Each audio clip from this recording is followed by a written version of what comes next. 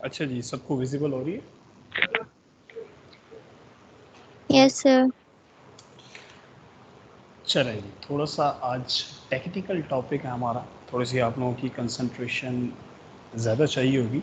ठीक है, पार्टिसिपेट करने की कोशिश कीजिएगा और ज़्यादा इसको हम इंटरेक्टिव बनाएंगे और आसान बनाएंगे ताकि हमें ये बड़े आसानी से समझ आ जाए। अक्सर बच्चों को काफ़ी हद तक ये समझ नहीं आता एंटी अरिथमेटिक ड्रग्स। अब थोड़ा सा समझिए कि आप लोगों का लेवल एक अबव हो गया फार्माकोलॉजी में। ठीक है, अब कॉन्सेप्ट्स और चीज़ें ये सारी आप लोगों की मिक्स हो जाएगी। चलें जी, ड्रग्स के नाम बस आप लोगों ने कोशिश करनी है कि आप लोगों को याद रहें। मुझे पता है आप लोग एफर्ट्स कर रहे हैं, लेकिन फिर भी थोड़ा सा ध्यान से सुनिएगा। चलें जी, टॉपिक शुरू करें जी।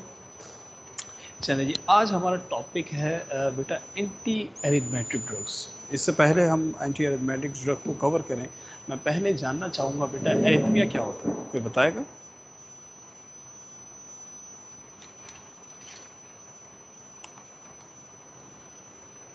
इरेगुलर हार्टबीट इरेगुलर होती है। जी, इरेगुलर हार्ट बीट एरिथमिया होती है, बिल्कुल। इससे पहले इरेगुलर आप हार्ट साउंड होती इससे पहले आपने पढ़ी है कभी एरिथमिया का? है। किस टॉपिक में पढ़ा है, कहाँ पे पढ़ा है? सर फिजियोलॉजी में पढ़ा था। चलें जी, आज हम थोड़ा सा इस डिज़ीज़ की थोड़ी सी डिटेल में जाएंगे ताकि हमें ज़्यादा से ज़्यादा समझ आए कि एरिथमिया क्या होता है और एंटी एरिथमेटिक ड्रग क्या होती है। ठीक है, अच्छा, इससे पहले अब मैं एक चीज़ पूछना चाहूँगा, हार्ट का ब्लड फ्लो नॉर्मली कोई बच्चा बता सकता है कि कैसे हार्ट का ब्लड फ्लो जो है वो स्टार्ट होता है और कहाँ से कहाँ, उसकी साइकिल कोई बता सकता है? हार्ट ब्लड फ्लो की साइकिल या चार्ट? सर डीऑक्सीजनेटेड ब्लड आता है बॉडी से हार्ट में। वो हम्म, सबसे पहले जाता है एट्रियम में, एट्रियम से जाता है वेंट्रिकल्स में, फिर वेंट्रिकल्स से थ्रू पल्मनरी आर्टरी वो लंग्स में जाता है और वहाँ पे उसकी प्योरिफिकेशन होती है। फिर वहाँ से वो एट्रियम में आता है वो ऑक्सीजनेटेड ब्लड, और वहाँ से बेटा वेंट्रिकल्स में जाता है, कौन वेंट्रिकल्स से से वो एट्रियम में आता है, राइट में या लेफ्ट में? पल्मोनरी के बाद लेफ्ट लेफ्ट, लेफ्ट वेरी में। गुड वेरी गुड, आगे बताएं। और उसके बाद जो है पर थ्रो एओर्टा वो जो है बॉडी में सप्लाई होता है। वेरी गुड, ठीक है, तो इसी तरह बिल्कुल हार्ट के फ्लो चार्ट है या हार्ट ब्लड फ्लो कैसे ब्लड फ्लो करता है, हम इसी के बारे में बात करेंगे ज़रा सी। हार्ट के कितने वेल्व्स होते हैं बेटा? Valves, 4 valves। कोई नाम पता है आप लोगों को? एक एट्रियोवेंट्रिकुलर सर वेल्व होता है, ट्राइकस्पिड, उसे ट्राइकस्पिड, एट्रियोवेंट्रिकुलर और bicuspid bicuspid. Valve, pulmonary bicuspid, valve. Pulmonary valve. ठीक है, चार वेल्व होते हैं। मैंने तो इस तरह याद किया कि परवीन बाजी एटीएम पे गई अपने कुछ पैसे निकलवाने, पी एटीएम। पी फॉर कौन सा है हमारे पास? Pulmonary valve, A for aortic valve, T for tricuspid and M for mitral valve. तो ये चार वेल्व होते हैं जिसके थ्रू हार्ट जो है डिफरेंट जगहों से गुजरता है। ये वेल्व किस लिए होते हैं बेटा?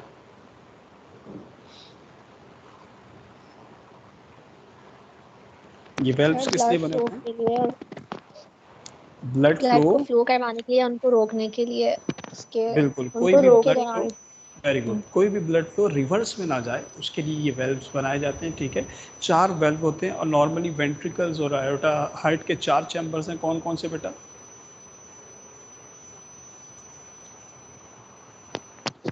Sir right atrium, left ventricle, right ventricle.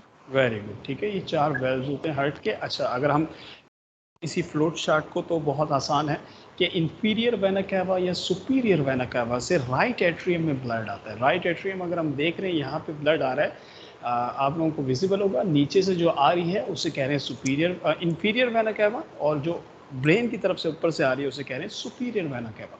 दोनों ब्लड कहाँ पे ला रहे हैं? राइट एट्रियम में। राइट एट्रियम में बेटा जो वॉल्व होता है वो सबसे स्ट्रांग होता है तकरीबन।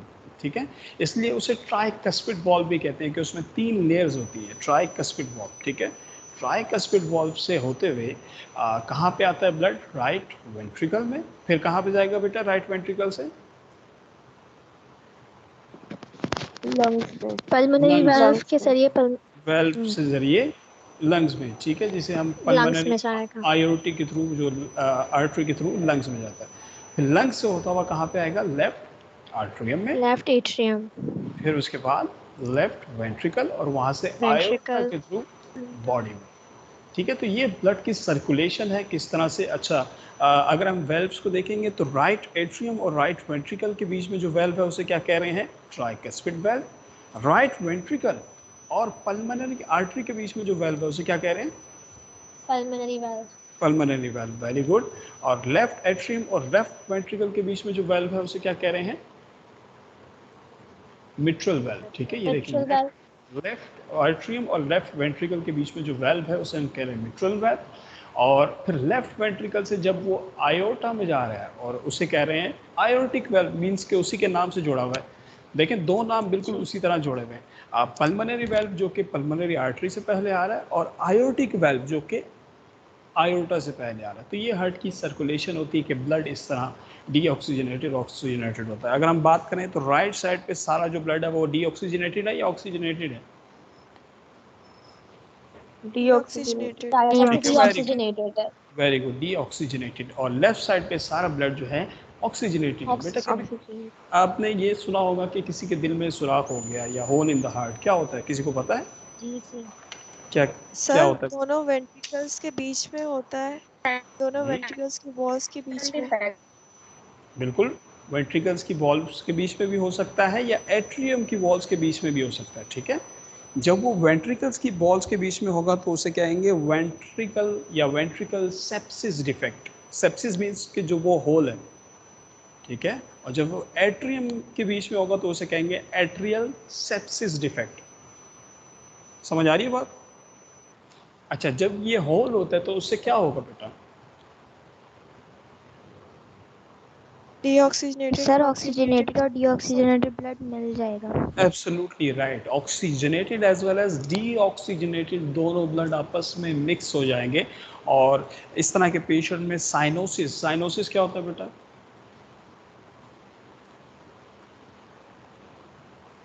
साइनोसिस क्या होता है, कोई बताएगा? ब्लूइश बॉडी जो हो ब्लूइश जाती है बॉडी कार्बन किस वजह से डाइऑक्साइड की होती है, वजह से, कार्बन डाइऑक्साइड की वजह से। वेरी गुड, ठीक है, मतलब ब्लू ब्लू हो जाते हैं। बिल्कुल सही। साइनोसिस में क्या होता है, ब्लूइश बॉडी ज़्यादा हो जाएगी और तमाम उसकी बॉडी में क्या हो जाएगा, साइनोसिस वाला फिनोमेना हो जाएगा डीऑक्सीजनेटेड और ऑक्सीजनेटेड ब्लड होने की वजह से। तो इसी वजह से जिन लोगों के दिल में सुराख होता है या होल होता है या जिसे हम सेप्सिस कहते हैं, एट्रियल सेप्सिस डिफेक्ट या वेंट्रिकल सेप्सिस डिफेक्ट, वो लोग कुछ अरसे तक ही जी पाते हैं क्योंकि उनका deoxygenated as well as oxygenated आपस में मिक्स हो जाता है। ठीक है जी। अब हम समझ रहे हैं कि हार्ट का कंडक्शन सिस्टम क्या होता है। हार्ट का कंडक्शन सिस्टम पढ़ा हुआ है आप लोगों ने?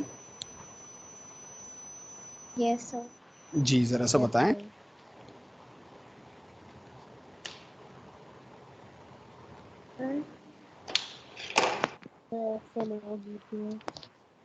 Sir AV node, SA nodes और जी सिग्नल्स। जी, परकंजी फाइबर्स होते हैं जो कंडक्शन करवाते हैं हार्ट वेरी में। गुड। सबसे पहले वी नोट करवाते हैं एट्रियम में, फिर वो जाते हैं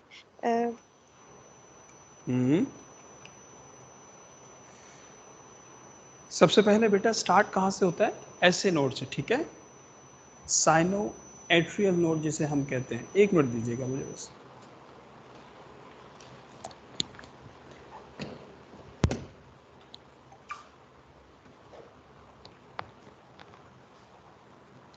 जी बेटा, आप बताएं सबसे पहले स्टार्ट कहाँ से हुआ? एसए नोड से। एसए नोड से कहाँ पे गया?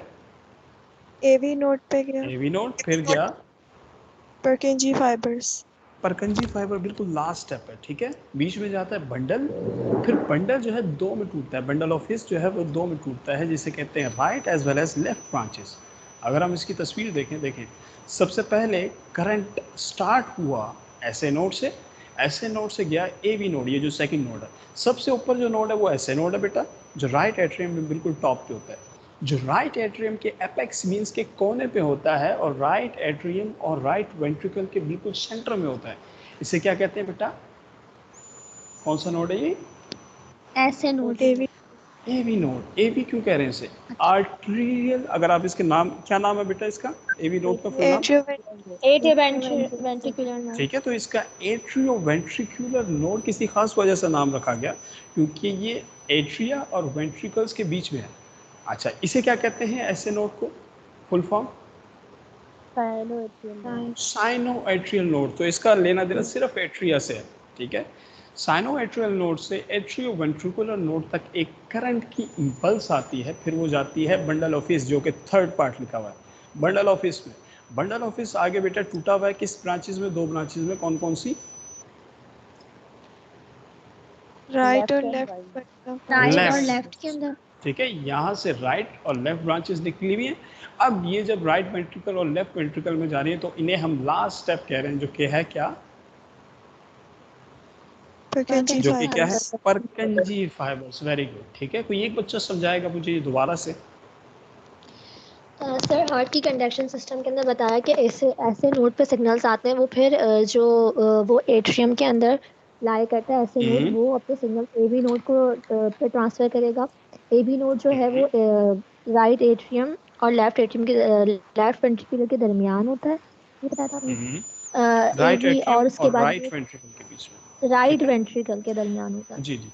और जो है ये अपने जो सिग्नल से बंडल ऑफ हिस्स तक पहुंचाएंगे। फिर बंडल ऑफ हिस्स दो हिस्सों में डिवाइड होगा, राइट बंडल्स ऑफ ब्रांचेस में और लेफ्ट बंडल ऑफ ब्रांचेस में। फिर उसके बाद जो है ये जो सिग्नल्स हैं वो परकिंसी फाइबर्स तक जाएंगे। वेरी गुड, वेरी गुड, ठीक है। तो यही हमारे पास कार्डियक कंडक्शन सिस्टम है, इसे कहते हैं कार्डियक कंडक्शन सिस्टम।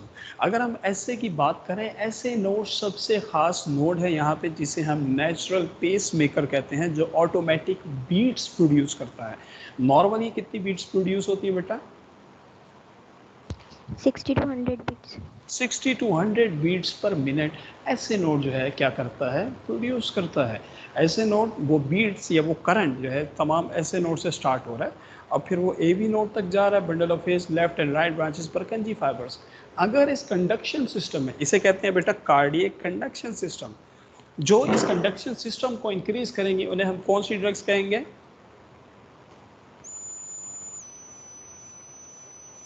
मैंने बताया था 3 टर्म्स, आयनोट्रोपिक, थर्ड वाली याद है आप लोगों को? अच्छा यस सर, वो Chronotropic, क्रोनोट्रॉपिक, dromotropic. ड्रोमोट्रोपिक, डी वाली, ठीक है। ड्रोमोट्रोपिक की अगर हम बात करें तो वो कार्डियक कंडक्शन सिस्टम पे काम कर रही थी, मैं आप लोगों को पहले बताया था, ठीक है। जी सर। अच्छा, जी सर। अब बेटा अगर S A node, A B node, bundle of face, right and left branches या परकंजी फाइबर्स के अंदर कोई ना कोई इशू आ रहा है, तो इसका मतलब कार्डियक कंडक्शन सिस्टम खराब हो रहा है। और कार्डियक कंडक्शन सिस्टम खराब हो जाए या डिस्टर्ब हो जाए तो उसे हम कहते हैं एरिथमिया। क्या कहते हैं बेटा? एरिथमिया। ठीक है। नॉर्मली आपके हार्ट का एक साउंड होता है जिसे हम कहते हैं लबडब, ठीक है, और हर एक सेकंड के बाद वो साउंड प्रोड्यूस हो रहा होता है। रिदम का मतलब होता है कोई भी चीज़ कंसिस्टेंटली बार बार आए, जैसे एक सॉन्ग की अगर हम बात करें, वो एक कंटिन्यूस रिदम में होता है, ठीक है। कुछ लाइंस उस सॉन्ग में बार बार आ रही होती हैं, थोड़ी देर बाद हर स्टेंजा के बाद वो लाइंस कहीं ना कहीं आ रही होती है, कुछ म्यूजिक बार बार रिपीट्स हो रहे होते हैं, तो उसे कहते हैं हम रिदम। जब वो डिस्टर्ब हो जाए तो उसे कहते हैं हम एरिथमिया या एरिदम। जब हार्ट का ये रिदम, लब डब का साउंड या इसका कार्डियक कंडक्शन सिस्टम डिस्टर्ब हो जाए तो इस चीज़ को हम क्या कहते हैं? एरिथमिया। ठीक है। कार्डियक कंडक्शन सिस्टम में डिस्टर्बेंस का मतलब है एरिथमिया हो गया। अभी हम थोड़ा सा और डिटेल में जाएंगे, थोड़ा सा आगे जाके, ठीक है। ये दोबारा बताया हुआ है, S A node, A B node, bundle of face, bundle branches Purkinje fibres, ये सारा कार्डियक कंडक्शन सिस्टम है। अच्छा, जो एस ए नोड होता है वो एट्रिया में कॉन्ट्रैक्शन प्रोड्यूस कराता है, ठीक है। बात को समझिएगा, अगर हम गैप से एक चीज़ को समझने जा रहे हैं, एस ए नोड कहाँ पे कंडक्शन प्रोड्यूस करा रहा है? एट्रिया में। अच्छा, ए बी नोड कहाँ पे कंडक्शन प्रोड्यूस कराने जा रहा है या कहाँ पे कॉन्ट्रैक्शन कराने जा रहा है, बताएं ज़रा।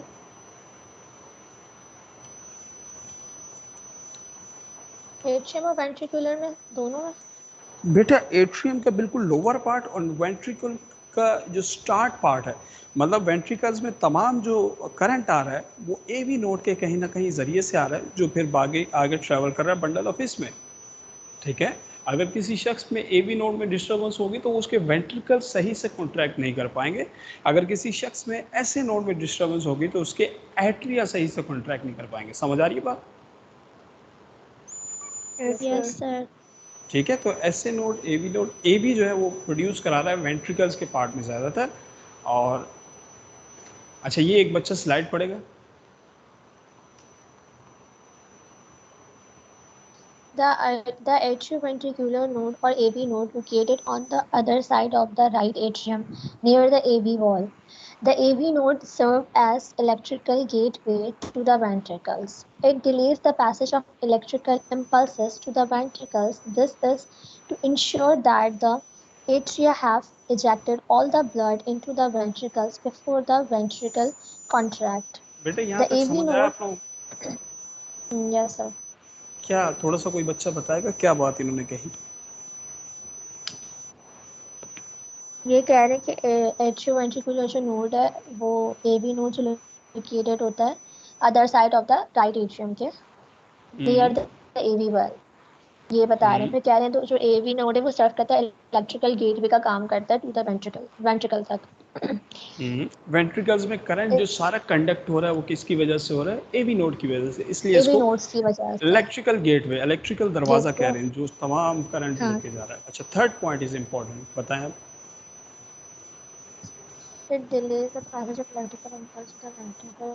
This is to ensure that the atrium has ejected to the blood and into the ventricle before the चलें जी, मैं बताता हूँ। इसमें इन्होंने Yes, कहा sir. कि बेटा ऐसे नोड जो है, ऐसे नोड से जब एवी नोड तक सिग्नल आ रहा होता है, ठीक है, तो एवी नोड उस सिग्नल को रिसीव करने में थोड़ा सा टाइम लेता है।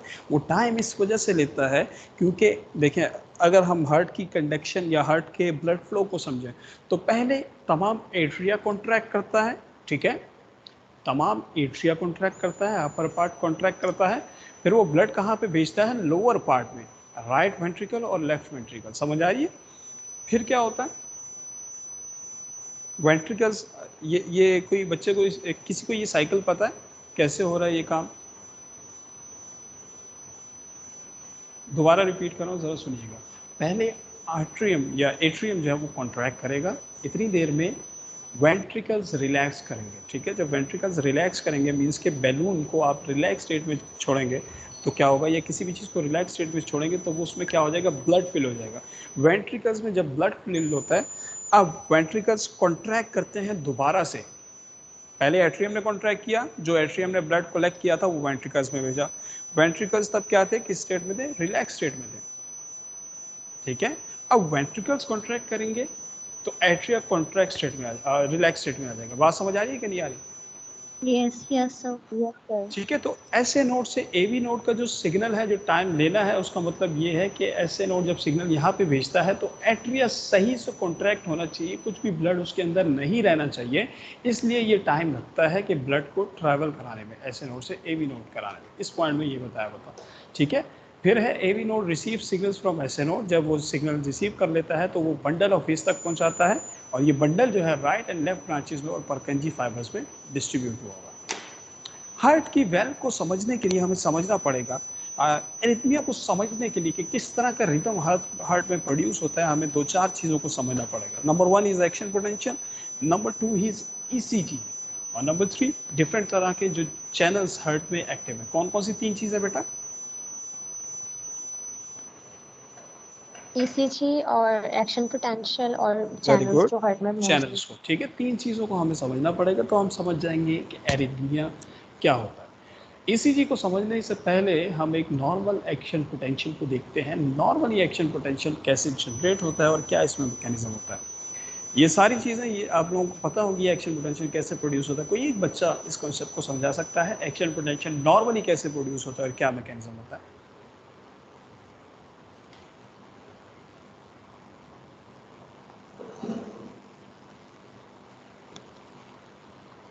जी बेटा, कोई एक बच्चा यस सर। बताएं। सर वो सोडियम चैनल्स जो हैं वो जो ओपन होते हैं फिर उससे फिर जो है सोडियम का इन्फ्लक्स होता है, डीपोलराइजेशन होती है मेम्ब्रेन पे, फिर उसके बाद थ्रेशोल्ड इंक्रीज होता है, फिर उसके बाद पोटेशियम जो है वो उसका आई थिंक ईफ्लक्स होता है, और उसके बाद जो है रिपोलराइजेशन आउटफ्लक्स ना, ठीक है। और फिर इसके बाद रिपोलराइजेशन होती है, तो इसके नतीजे में एक्शन पोटेंशियल जनरेट होता है मेम्ब्रेन पे। Very good. चलें इस चीज़ को थोड़ा सा और डीप में समझते हैं हम। पहले एक चीज़ होती है बेटा मेम्ब्रेन में रेस्टिंग मेम्ब्रेन पोटेंशियल। जब मेम्ब्रेन रेस्ट में है, कोई भी ऑर्डर नहीं आ रहा, फॉर एग्जांपल आप बिल्कुल रिलैक्स स्टेट में सो रहे हैं, अब आप उठने के लिए अपनी बॉडी को एक्टिव करेंगे। अब क्या हुआ, आपकी बॉडी में एक्शन पोटेंशियल प्रोड्यूस होने शुरू हो जाएंगे जब आप हाथ या किसी भी चीज़ को मूव करना शुरू करेंगे, ठीक है। तो क्या होगा, कि नॉर्मली एक्शन पोटेंशियल प्रोड्यूस नहीं हुआ हुआ उस स्टेट को कह रहे हैं resting membrane potential. Resting membrane potential ज़्यादातर -60 से -90 के दरमियान में होता है, ठीक है। रेस्टिंग मेम्ब्रेन पोटेंशियल जब बॉडी बिल्कुल रेस्ट में है तो उस टाइम अक्सर जो मेम्ब्रेन पोटेंशियल होता है वो -60 से -90 के दरमियान में होता है, ठीक है। इसमें माइनस का साइन एक बड़ा इंपॉर्टेंट रोल प्ले कर रहा है, जिसको अभी हम समझेंगे कि क्या रोल प्ले कर रहा है। फिर एक पॉइंट होता है जिसे कहते हैं थ्रेशोल्ड पॉइंट, ठीक है। क्या कह रहे हैं उस पॉइंट को? Threshold point. बेटा किसी भी जगह अगर थ्रेशोल्ड पॉइंट का नाम या थ्रेशोल्ड का नाम आता है तो उसका मतलब होता है कि एक स्टेट तक पहुंचने के लिए कुछ एनर्जी चाहिए होती है। उस एनर्जी तक पहुंच जाएंगे जब आप, तो फिर आपका वो काम हो जाएगा। जैसे आपको 4th सेमेस्टर में जाने के लिए या आगे 5th सेमेस्टर में या 6th सेमेस्टर में जहाँ पे भी आप जाना चाह रहे हैं, थ्रेशोल्ड जो है वो तकरीबन 50% मार्क्स का है। जब आप उस थ्रेशोल्ड पर पहुँच जाएंगे तो आप 5th सेमेस्टर में या 6th सेमेस्टर में जा सकते हैं। तो यहीं पे थ्रेशोल्ड पे जाने के लिए क्या होता है, जब एक्शन पोटेंशियल थ्रेशोल्ड पे जाता है तो इसका मतलब अब एक्शन पोटेंशियल कंडक्ट हो सकता है। अगर थ्रेशोल्ड तक वो इम्पल्स क्रिएट ना हुई तो एक्शन पोटेंशियल जनरेट नहीं होगा। ये यहाँ पे दिख रहा है आप लोगों को कि -70 -55 थ्रेशोल्ड -55 है। फॉर एग्जांपल अगर एक इम्पल्स क्रिएट हो रही थी और वो थी कितनी 60 या -65, तो क्या थ्रेशोल्ड प्रोड्यूस हो जाएगा कि एक्शन पोटेंशियल प्रोड्यूस हो जाए?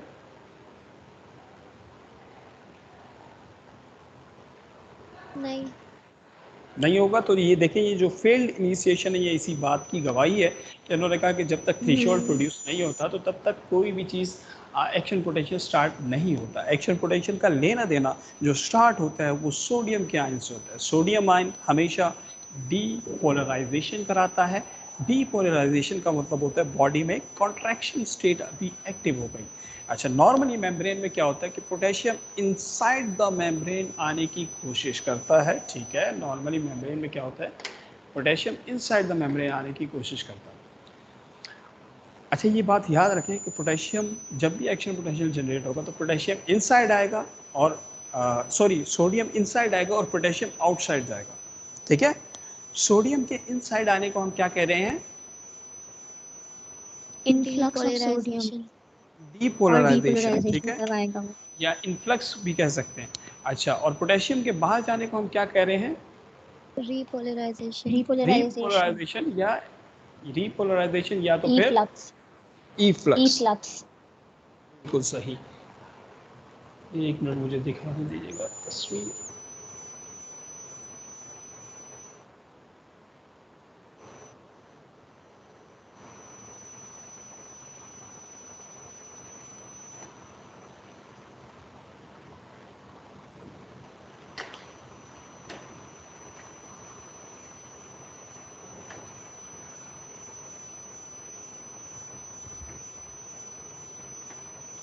तस्वीर कोई वाजिया जो है यहाँ पे नहीं बताई हुई। चलेंगे हम इसी कॉन्सेप्ट को फिर इसी तरह समझ लेते हैं। कोई इमेज मुझे क्लियर से मिलेगी, मैं आप लोगों को भेज दूँगा, ठीक है। अच्छा, क्या कह रहा था मैं? एक दफ़ा कोई बच्चा रिपीट करेगा? सर, इसमें आपने बताया कि एक्शन पोटेंशियल किस तरह से जनरेट होता है कि हमारा एक रेस्टिंग मेम्ब्रेन पोटेंशियल होता है हमारी मेम्ब्रेन पे, जो -60 टू -90 होता है। उस पे जब हमने एक्शन पोटेंशियल जब बॉडी में जनरेट हो रहा होता है तो उस प्रोसेस के दौरान हमारे सोडियम गेटेड चैनल होते हैं, वो ओपन होते हैं और हमारे सोडियम का इनफ्लक्स होता है। सोडियम के फ्लक्स के नतीजे में डीपोलराइजेशन जनरेट होती है मेम्ब्रेन पे। उसके बाद हमारा जो थ्रेशोल्ड लेवल है ना वो जनरेट होता है, इंक्रीज होता है बेसिकली किसी भी काम को परफॉर्म करवाने के लिए। फिर उसके बाद जो है एक स्टेट आती है हमारी जिसके अंदर हमारा पोटेशियम का इफ्लक्स होना है ताकि हम रिपोलराइजेशन करवा सकें मेम्ब्रेन के ऊपर और रिपोलराइजेशन टेक्स प्लेस हो जाती है। वेरी गुड, ठीक है। अच्छा, ये कॉन्सेप्ट ये दोबारा एक दफ़ा बता रहा हूँ कि डीपोलराइजेशन का लेना देना सोडियम से है। रिपोलराइजेशन, अब ये एक्शन जो हमने परफॉर्म करना था, हाथ मूव करना था, वो हमने मूव कर लिया। अब हम हाथ को रिलैक्स स्टेट में ला रहे हैं और सारे एक्शन पोटेंशियल उसमें ख़त्म हो जाएंगे, ठीक है। तो फॉर एग्जांपल आई हमने ब्लिंक की तो एक्शन पोटेंशियल मीन्स डीपोलराइजेशन हुई, और आई रिलैक्स स्टेट में आई मीन्स का मतलब रिपोलराइजेशन स्टेट में आ गई, ठीक है। पोटेशियम जब आउट निकलता है, पोटेशियम आउट आयंस का जब इफ्लक्स होगा, ठीक है, तो क्या होगा? रिपोलराइजेशन स्टेट में आएगी। मगर रिपोलराइजेशन स्टेट के बाद पोटेशियम थोड़ी देर तक मेम्ब्रेन से निकलता रहता है। उस स्टेट को हम कहते हैं हाइपर पोलराइजेशन। क्या कहते हैं उस स्टेट को? Hyperpolarization. हाइपरपोलराइजेशन। ठीक है, हाइपर पोलराइजेशन के बाद मेम्ब्रेन दोबारा से रेस्ट में आ जाती है ना, मेम्ब्रेन दोबारा से अपने जी आप को सर। -70 मिली वोल्ट पे ले आती है, जिसे हम कहते हैं दोबारा से मेम्ब्रेन किस में आ गई, रेस्टिंग स्टेट में आ गई। अब ये जो गैप है हाइपर पोलराइजेशन और रेस्टिंग स्टेट का, इसे कहते हैं बेटा, मतलब जब तक नया एक्शन पोटेंशियल प्रोड्यूस नहीं होगा और मेम्ब्रेन रेस्ट में रहेगी, इसे कहेंगे रिफ्रैक्टरी पीरियड। क्या कहेंगे? Refractory refractory period.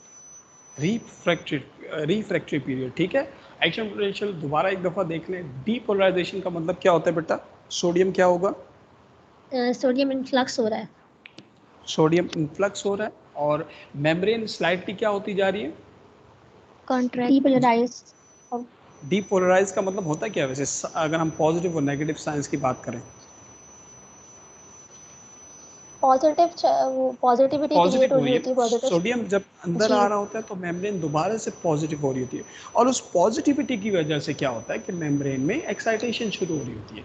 जी ठीक है, तो जी इस जी। स्टेट को हम कहते हैं डीपोलराइजेशन। जब सोडियम इन होगा, जब पोटेशियम, अब क्या होगा, सोडियम जब अंदर आ गया तो आस्ता आस्ता थोड़ी देर बाद पोटेशियम आउटसाइड जाने लग गया, अब मेम्ब्रेन दोबारा से नेगेटिव होना शुरू हो गई, और जब दोबारा से मेम्ब्रेन नेगेटिव हो गई तो उसे कह रहे हैं रीपोलराइजेशन।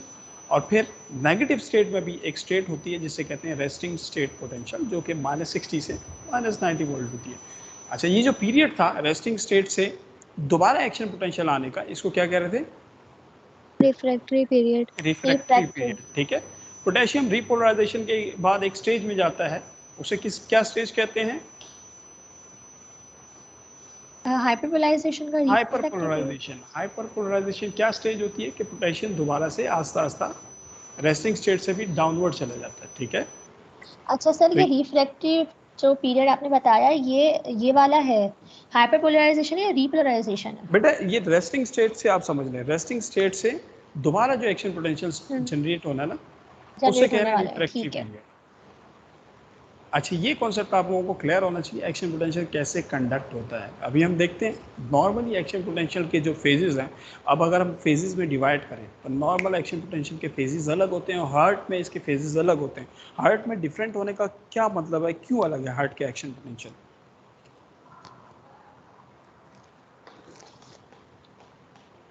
सर सोचे उसकी ज़रा। नोट्स की वजह से, ऐसे नोट एवी नोट्स की वजह से। ऐसे नोड एवी नोड, बिल्कुल एक ये भी वजह है। और हार्ट कभी रेस्ट स्टेज में आता है क्या? हार्ट हमेशा किस स्टेट में रहता है? पंपिंग स्टेज में रहता है। ठीक है, पंपिंग, यस। रीपोलराइजेशन डीपोलराइजेशन बहुत ज़्यादा फास्ट हो रही होती है, बहुत ज़्यादा क्विक हो रही होती है। हार्ट हमेशा पंपिंग स्टेज में होता है। हमारे स्केलेटल मसल्स या हाथ हम रेस्टिंग स्टेज में ला सकते हैं, मगर हार्ट रेस्ट में नहीं आ सकता। अगर हार्ट रेस्ट में आ गया तो वो क्या कहलाएगा? हार्ट फेलियर या हार्ट अटैक हो सकता है उसकी वजह से। तो हार्ट में जो बार बार जिस चीज़ में कॉन्ट्रैक्शन होती है, उसके लिए कौन सा आयन ज़्यादा चाहिए होता है? जिस चीज़ में बार बार कॉन्ट्रैक्शन हो। सोडियम। कैल्शियम। मैंने कैल्शियम मैंने याद कराया था, C for calcium, C for calcium contraction. बताया था सर आप। ठीक है, वेरी जी। Good. C for calcium, C for contraction. तो कॉन्ट्रैक्शन का लेना देना ज़्यादा से ज़्यादा कैल्शियम से होता है। हार्ट के मसल्स हमेशा पंप कर रहे होते हैं, इसलिए हार्ट में कैल्शियम इन्वॉल्व होता है, और स्केलेटल मसल्स में भी कैल्शियम इन्वॉल्व होता है। हार्ट में कौन से टाइप के चैनल्स थे कैल्शियम के लिए? सर वो वाले एल एंड पी टाइप। ठीक है, एल दोनों थे type and heart. B type. और स्केलेटल मसल्स में कौन से थे? L type. L type. L type channels blockers drugs का नाम बताएं ज़रा।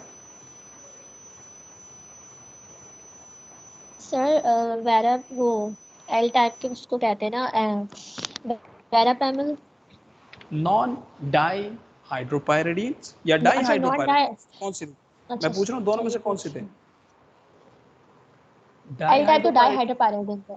डाई डाई हाइड्रोपायरिडीन थे। हाइड्रोपायरिडिन। ठीक है, इनके नाम के आखिर में डिपाइन आता था। तो डिफाइन। निफिडिपिन इसकी एक एग्जांपल थी, या एम्लोडिपिन या निफिडिपिन। ठीक है, एल्मोडिपिन, यस। अब ये यस सर। कैल्शियम चैनल्स जो यहाँ पे होंगे वो कौन से होंगे? डाई हाइड्रोपायरिडीन होंगे या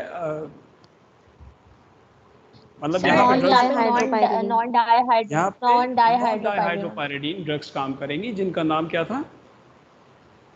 डिल्टाजाइन और वेरापैमिल। वेरापैमिल और डिल्टियाज़म, वेरी गुड, ठीक है, याद रखा करें, नहीं तो खासा मुश्किल हो जाएगा।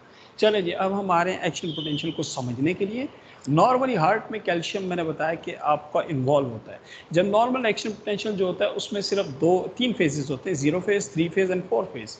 बट अगर हम बात करेंगे हार्ट के एक्शन पोटेंशियल की, हार्ट का एक्शन पोटेंशियल एक खासा अलग एक्शन पोटेंशियल है, क्योंकि इसमें करंट भी ज़्यादा है, इसमें क्या कहते हैं कैल्शियम की इन्वॉल्वमेंट भी ज़्यादा हो रही है, हर चीज़ की इन्वॉल्वमेंट कहीं ना कहीं ज़्यादा हो रही है, और इसका जो वेव जनरेट हो रही है वो भी अलग तरीके से हो रही है, ठीक है। नॉर्मली फेज 4, ये देखिए, ये फेज 4 का नाम समझ रहे हैं आप। फेज 4 कौन सी स्टेट होगा बेटा? Resting membrane potential, depolarisation, repolarisation, क्या होगा? Sir resting resting membrane potential, ठीक है। अब जीरो फेज क्या होगा?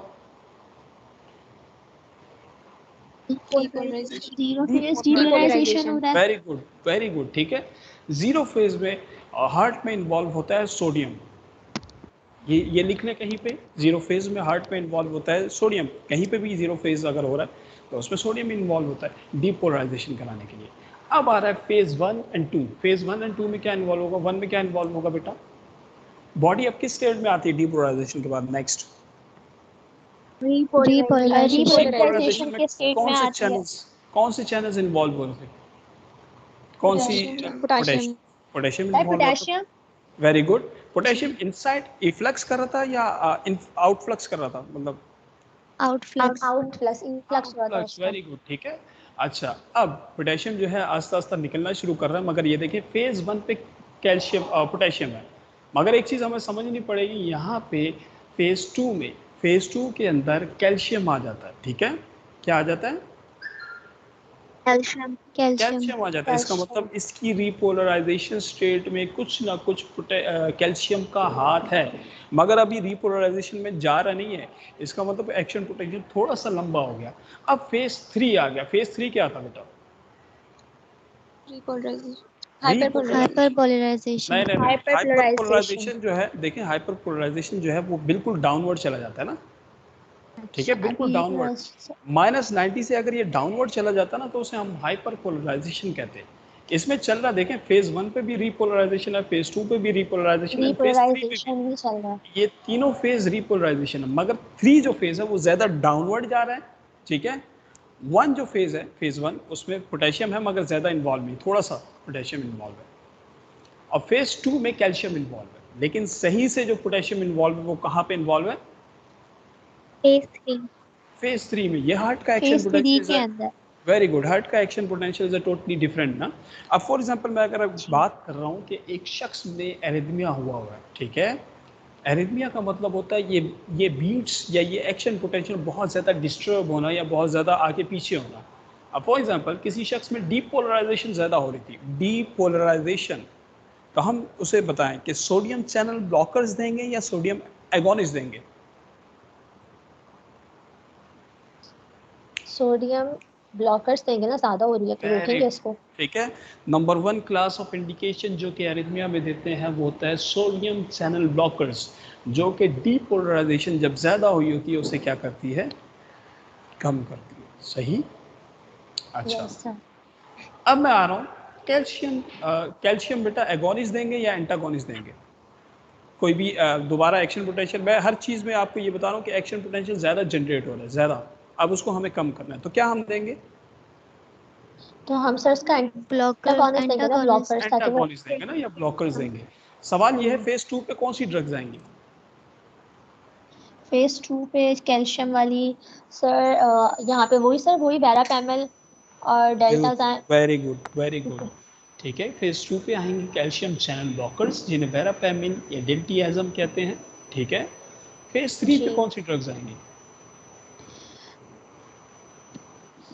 Potassium sir, potassium potassium potassium spiral sir. Channel openers, ठीक है। ये पोटेशियम की कौन एक होते हैं? खास वजह, पोटेशियम की एक खास वजह, ओपनर मतलब एगोनिस्ट, जो पोटेशियम को इंक्रीज कराएगा। देखें, अब अगर हम समझें टैकीकार्डिया या टैकी अरिथमिया को, तो कैल्शियम जो है कॉन्ट्रैक्शन हार्ट की इंक्रीज कराता है, सोडियम भी कॉन्ट्रैक्शन इंक्रीज कराता है, लेकिन रिलैक्सिंग स्टेट में हार्ट को कौन ला रहा था, या किसी भी एक्शन पोटेशियम। पोटेंशियल? पोटेशियम। तो हमें पोटेशियम लेकर आ रहा था। रेस्टिंग स्टेज ज़्यादा चाहिए ना, तो हम पोटेशियम ब्लॉकर्स देंगे या पोटेशियम एगोनिस्ट देंगे? एगोनिस्ट देंगे। Agonist. एगोनिस्ट देंगे, एगोनिस्ट। जिन्हें हम कहते हैं पोटेशियम चैनल ओपनर्स। पोटेशियम के चैनल्स को मजीद ओपन करेंगे ताकि रीपोलराइजेशन स्टेट ज़्यादा आए और हार्ट ज़्यादा से ज़्यादा क्या करे, रिलैक्स करे। समझ आ रही है ये बात? रिलैक्स कर। Yes sir. तो सर वो कौन होंगे, उनके नाम बता अभी दें इसी आप के नाम पे पोटेशियम आते चैनल हैं, ओपनर्स के। इसी के निको रेंडल, एक नाम जो है ना निको रेंडल है, उसी ड्रग्स पे अभी आ रहे हैं। ये शायद आप लोगों को क्लियर हो। एक मिनट, ये देखें। अच्छा, जो सोडियम के चैनल्स होते हैं वो डिवाइड होते हैं 3 क्लासिफिकेशंस में, ठीक है? 3 क्लासिफिकेशंस में डिवाइड होते हैं सोडियम के channels, 1A 1B and 1C। ठीक है, समझ आ रही है बात? 1A 1B and 1C। जो 1A में जी है सर। उन्हें क्विनिडीन और प्रोकेनामाइड कहते हैं। 1B में लिडोकेन, लिडोकेन एक लोकल एनेस्थेटिक भी है जो हम पहले पढ़ते हुए आए हैं, ठीक है? इसमें लिडोकेन याद रखिएगा। 1C में फ्लेकेनाइड, 1C में फ्लेकेनाइड याद रखिएगा। अच्छा, Flecainide. एरिथमिया, 1 सर 1A में किसको याद रखें? 1A में क्विनिडीन, ओके 1B में लिडोकेन एंड 1C में फ्लेकेनाइड। 1B में कोशिश करिएगा दोनों ड्रग्स आप याद कर लें, लिडोकेन और फिनिटोइन, क्योंकि ये फिनिटोइन भी इंपॉर्टेंट ड्रग है, ठीक है? इसे हम कहते हैं क्लास 1, जो फेज़ 0 पे काम कर रही होती हैं ड्रग्स। देखें 4 क्लासेस में क्लासीफाई हुई हुई हैं हमारे पास एरिथमिया की ड्रग्स, जिन्हें हम कहते हैं फेज़ 4 क्लासेस में क्लासीफाई हुई हुई एरिथमिया की ड्रग्स। जो क्लास 1 है वो क्या कहती है, सोडियम चैनल ब्लॉकर्स है। किस फेज़ पे काम कर रही होती है बेटा? 0 फेज़ पे काम कर रही होती है। और क्या Zero करती है phase 0 फेज़ पे काम करके? सर वो करवा रही है, नहीं स्टॉप करवा रही है सोडियम के इनफ्लक्स को। डीपोलराइजेशन सोडियम को, चैनल्स को ब्लॉक हाँ, करना। अगर हम हाँ वो ब्लॉक सोडियम करवा चैनल्स को रही है, ब्लॉक कर रही है और डीपोलराइजेशन को कम करा रही है, ठीक है? काम करवाएगी। डीपोलराइजेशन रुकवा रही है। तो 1 क्लास 1 जो है वो सोडियम चैनल ब्लॉकर्स हो गया। अच्छा, 2 पहले नाम एक दफ़ा देख लें, फिर हम इसकी उसमें आते हैं। क्लास 2 में आते हैं बीटा ब्लॉकर्स। बीटा ब्लॉकर्स किस तरह से काम करते हैं ये हम समझते हैं। हम पहले पढ़ते हुए आए थे कि बीटा ब्लॉकर्स यस जो हैं सर। ये एरिथमिया में भी यूज़ होते हैं, ठीक है? क्योंकि इनके yes sir. Negative inotropic, negative chronotropic and negative chronotropic dromotropic, ठीक है? जब वर्ड आ इफेक्ट्स गया ना होते हैं। ड्रोमोट्रॉपिक इफेक्ट, तो इसका मतलब है ये अब यूज़ हो सकते हैं एरिथमिया में। इसमें 2 यस ड्रग्स के नाम याद कर लेते हैं, प्रोपेनोलॉल और जी सर। मीटोप्रोलॉल, ठीक है? मेटाबॉल। मीटोप्रोलॉल बेटा इससे पहले कहाँ पढ़ा था हमने? सर मीटाप्रोलोल अभी हमने लास्ट उसमें पढ़ा था। एंटी क्या हाइपरटेंसिव ड्रग्स में। एंटी हाइपरटेंसिव में तो पढ़ा था, मगर किस हाइपरटेंसिव। क्लास में आता है? क्लास कौन सी थी इसकी? अच्छा सिलेक्टिव नॉन सिलेक्टिव पूछ रहे हैं सर आप। जी, बीटा वन ब्लॉकर्स। मीटाप्रोलोल हमारी बीटा 1, कार्डियो सिलेक्टिव है, cardio beta 1 selective. Cardio selective blocker में आता है या एगोनिस्ट? ब्लॉकर्स हैं sir. Blockers. Beta 1 beta 1 selective blocker. Blocker, very good, ठीक है? इसमें 2 नाम याद कराए थे मैंने, एएम वाले मींस के एटिनोलोल और मीटोप्रोलॉल। तो यहाँ पे बीटा जी 1 सर। सिलेक्टिव ब्लॉकर यूज़ हो रहा है और दूसरी एक ड्रग यूज़ हो रही है प्रोपेनोलॉल। अच्छा, पोटेशियम चैनल्स जो ब्लॉकर्स हैं, अच्छा ब्लॉकर्स के बारे में अभी हम बात करते हैं कि कैसे काम कर रहे हैं और ओपनर्स कैसे काम करते हैं, ठीक है? इस पे अभी बात करते हैं कि ये कैसे काम कर रहे हैं। एमिड्रॉन इसमें एक ड्रग है, ये याद कर लें।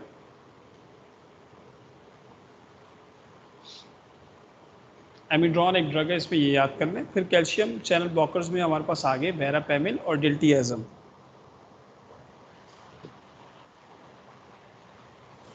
ठीक है? वेरापेमिल और डिल्टियाज़म। अच्छा बेटा, एक सवाल ये है कि पोटेशियम चैनल ब्लॉकर्स कहाँ पे यूज़ हो सकते हैं? सर जब हमने तो ज्यादा बात की पोटेशियम का आउटफ्लक्स हो रहा है। हमने तो बात की थी कि जब पोटेशियम चैनल एगोनिस्ट यूज़ होंगे, यहाँ पे ब्लॉकर क्यों आए हुए हैं? एरिथमिया की कौन कौन सी सर 2 टाइप्स होती हैं अगर हम बताएं तो? सर एक टैकीकार्डिया में होता है, एक ब्रेडिकार्डिया में होता है, कि 2 तरह से होता है, या तो वेरी तेज गुड। ज्यादा होती है और अगर 2 ब्रैडी कंडीशंस एरिथमिया हैं। है, अगर ब्रैडी एरिथमिया है जी। तो फिर हम क्या देंगे? ब्लॉकर्स। फिर हम Very- ये पोटेशियम चैनल ब्लॉकर्स देंगे।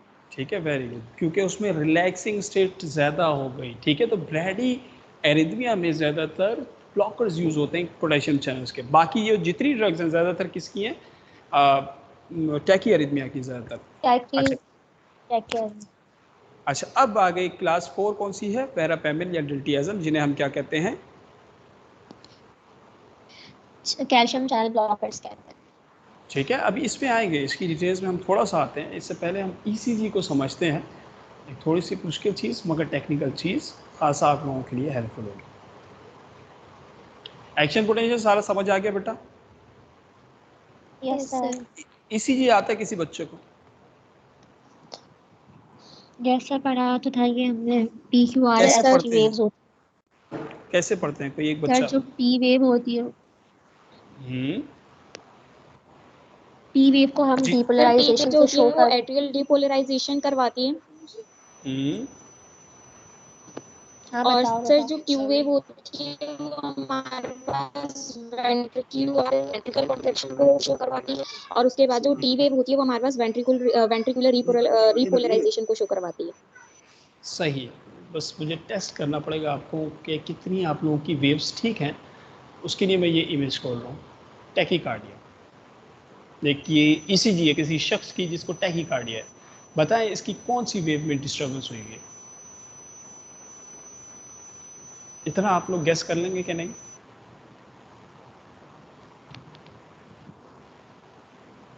थोड़ा सा मुश्किल तो नहीं है ये? सर एक बार पीछे वाला वो करवाते डिवाइस, फिर उसके बाद हम ये बताएंगे कि चलिए थोड़ा कोई एक पुराना गेस हो कर गया। दे, कोई एक गेस कर दे अगर किसी को पता है तो, ताकि मुझे समझ आ जाए, फिर मैं उस लिहाज से जो है ना, या तो फिर सब तो ही नहीं। टैकीकार्डिया में शायद एसिड में चलें जी, इस पे बात करते हैं। टैकीकार्डिया, ब्रेडिकार्डिया, ठीक है। क्या हो रहा है इन सारों में, हमें ईसीजी पढ़ना कम से कम सीख लेंगे इसके बाद। अच्छा जी, जरा इसको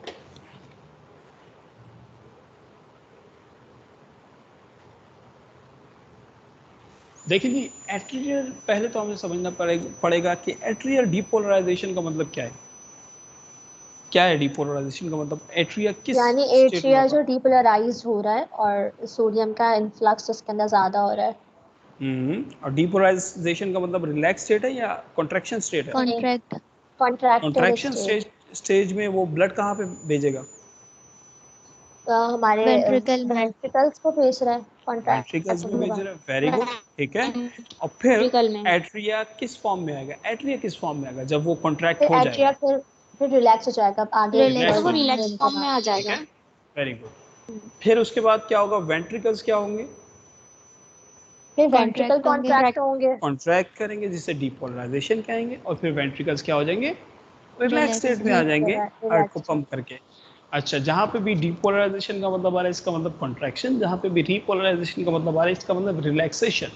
अच्छा, अगर हम पी वेव की बात करें, देखिए डिफरेंट वेव्स होती हैं, P Q R S T waves होती है, ठीक है। ये 5 वेव्स हैं हमें समझने के लिए ईसीजी को, पी क्यू आर एस और टी वेव। पी वेव जो होती है बेटा एट्रियल डिपोलराइजेशन होती है, ठीक है। एट्रियल डिपोलराइजेशन का मतलब है एट्रियल क्या हो रहा है अभी? डीपोलराइज हो रहा है, कॉन्ट्रैक्ट हो रहा है। कॉन्ट्रैक्ट हो रहा है, ठीक है। वो ब्लड को कहाँ पे भेज रहा है? वेंट्रिकल। वेंट्रिकल्स को। इसमें बेटा कौन सा नोट इन्वॉल्व है, कौन कौन से नोड इन्वॉल्व है, जरा बताएं। S A S A and AV.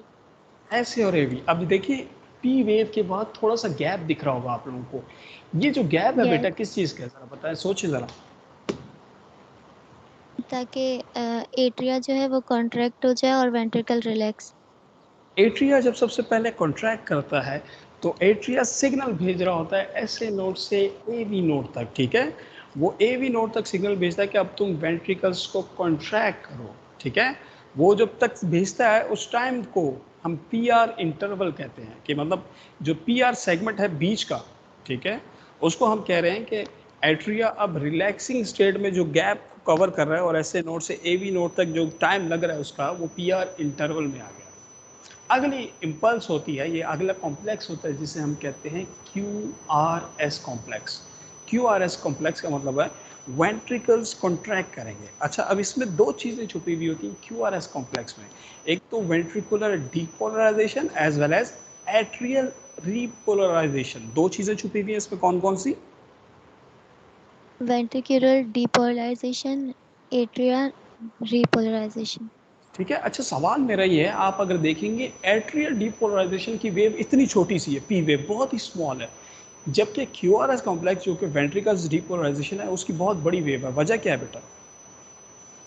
Sir क्योंकि स्ट्रॉन्ग कॉन्ट्रैक्शन हो रही होती है वेंट्रिकल की, क्योंकि वो फोर्सफुली जो है वो कॉन्ट्रैक्ट कर रहा होता है वेंट्रिकल। ठीक है, ये भी एक वजह है।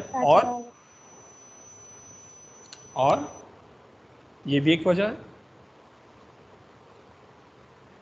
एक वजह बेटा ये होती है कि एट्रिया का साइज काफ़ी स्मॉल होता है एज कम्पेयर टू वेंट्रिकल्स। ठीक है, तो वेंट्रिकल उसे फिल करने में और पंप करने में बहुत ही कम टाइम लगता है, बहुत क्विकली पंप करता है, बहुत क्विकली रिलैक्स करता है। लेकिन वेंट्रिकल्स को कॉन्ट्रैक्ट और पंप करने में थोड़ा सा ज़्यादा टाइम लग जाता है, तो ये तभी क्यूआरएस कॉम्प्लेक्स थोड़ा सा ज़्यादा लंबी होती है।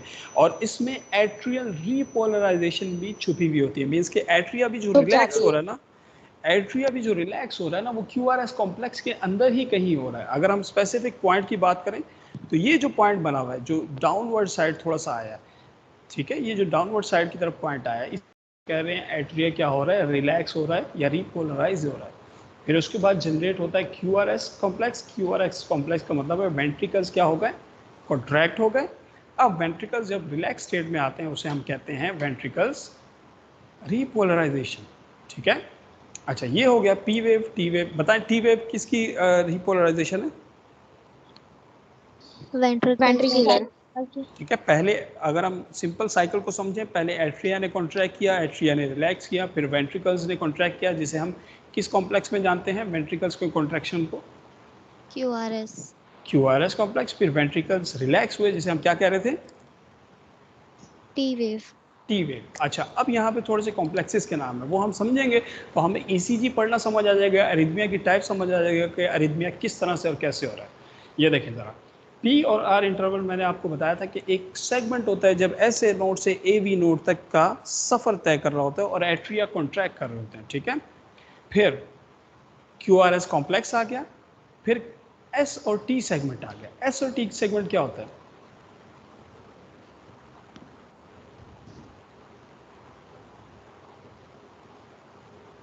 एस और टी सेगमेंट क्या होता है?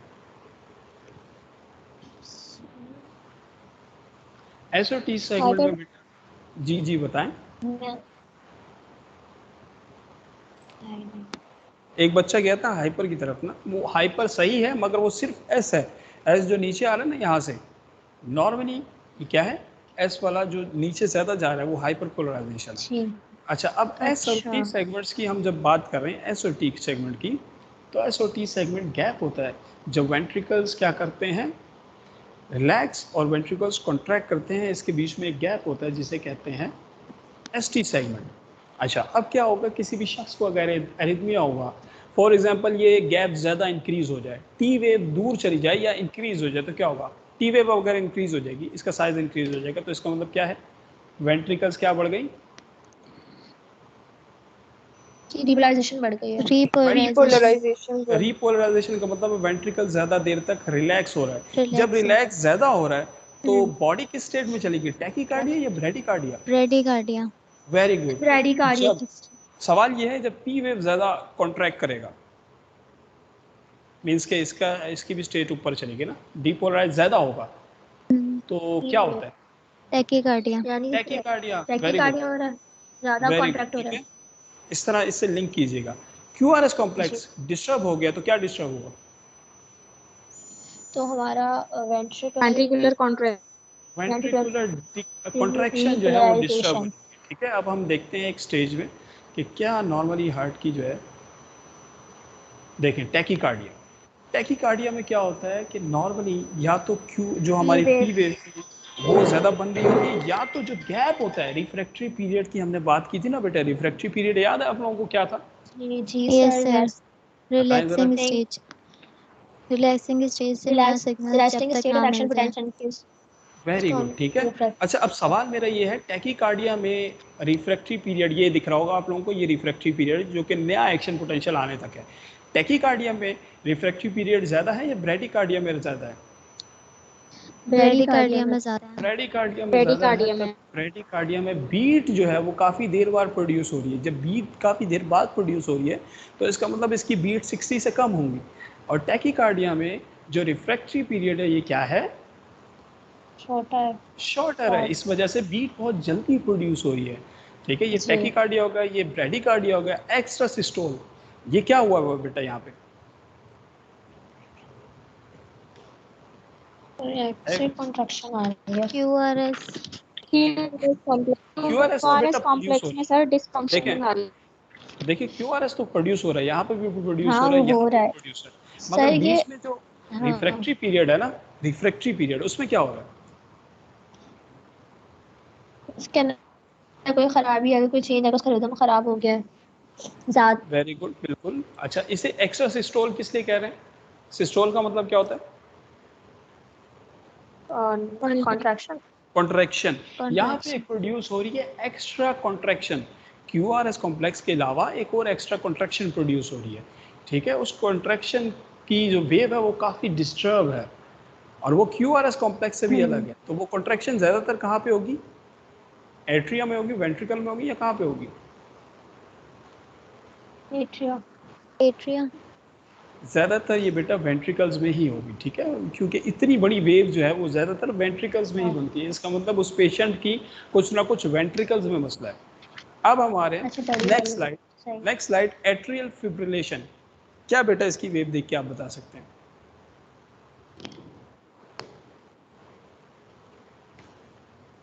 सर इसकी एट्रिया वाली जो वेव है वो तो कम है, जो है वो शॉर्ट है, जो यानी पी वेव। और P वेव QRS डिस्टर्ब है, भी डिस्टर्ब है।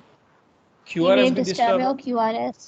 सही P और कहा। T बहुत छोटी है। मगर ज़्यादा कौन सी डिस्टर्ब है? ज़्यादा पी वाली, पी वेव। P वाली वेव ज़्यादा डिस्टर्ब है, इसलिए इसको P वेव का लेना देना किससे था? कौन से पार्ट से था? एट्रिया से। एट्रिया से, तभी इसको कह रहे हैं एट्रियल फिब्रिलेशन। ठीक है, एट्रिया की वेव डिस्टर्ब हुई हुई है। फिब्रिलेशन का मतलब होता है बहुत ज़्यादा, जब हार्ट कांपने की स्टेज में आ जाए, बहुत ज़्यादा रिदम बहुत ज़्यादा तेज़ कर रहा हो, तो उसे कहते हैं एट्रियल फिब्रिलेशन। मगर यहाँ पे कौन से पार्ट में डिस्टर्बेंस होती है? एट्रिया के अंदर, पी वेव के अंदर। देखें पी वेव बार बार जनरेट हो रही है, तो QRS कॉम्प्लेक्स जो है उसकी वजह से डिस्टर्ब हो रहा है। इसका मतलब एट्रिया ने वेंट्रिकल्स को भी डिस्टर्ब कर दिया। अब आ रहे हैं हम अगली वेव पे, जो कि है ऑरिकल फ्लटर। यहाँ पे क्या हो रहा है? ये भी सर पी वेव डिस्टर्ब हो रही है इसका। P पी वेव डिस्टर्ब है इसमें, एट्रिया कॉन्ट्रैक्ट कर रही है और जल्दी। वेंट्रिकल्स भी कुछ ना कुछ डिस्टर्ब हैं। अच्छा, और यहाँ पे अगर आप देखें तो इन दोनों का रिफ्रैक्टरी पीरियड भी कहीं ना कहीं ज़्यादा है, एट्रियल फिब्रिलेशन और ऑरिकल फ्लटर में। वेंट्रिकल फ्लटर में क्या हुआ? सर इसके अंदर वो जो है हमारी QRS जो वेव थी, QRS वेव्स, ठीक है, इसको कॉम्प्लेक्स था वो खराब हुआ हुआ। इसको वेंट्रिकुलर एक नाम, एक वजह से दिया हुआ, क्योंकि इसके वेंट्रिकल्स डिस्टर्ब हुए हैं। QRS बहुत ज़्यादा डिस्टर्ब हुआ हुआ है। ठीक है, यानी कि जनरेट हो रहा भी है और बहुत डिस्टर्ब फॉर्म में। तो ये सारे ECG की डिफरेंट रीडिंग्स होती हैं। अगर आपके पास आगे पीछे ECG आए तो आप डायग्नोज करिएगा कि कौन सा ECG में इसमें प्रॉब्लम हो सकता है। उसके एट्रिया में हो सकता है, वेंट्रिकल में हो सकता है, कॉन्ट्रैक्शन में हो सकता है, ये रिलैक्सेशन में हो सकता है। कहाँ पे मसला हो रहा है शख्स को? Yes sir. ये एरिथमिया था डिफरेंट। ठीक है, ये समझ आ गई सारी? ठीक है, कोई सी भी मैं आप लोगों को इनमें से अगर वेव दे दूं तो आप लोग पहचान लेंगे कि इसके कौन से पार्ट में कहाँ पर डिस्टर्बेंस है। यस सर, पहचान। ठीक है, उसके लिए एक दफ़ा नॉर्मल ECG को आप देख लीजिएगा।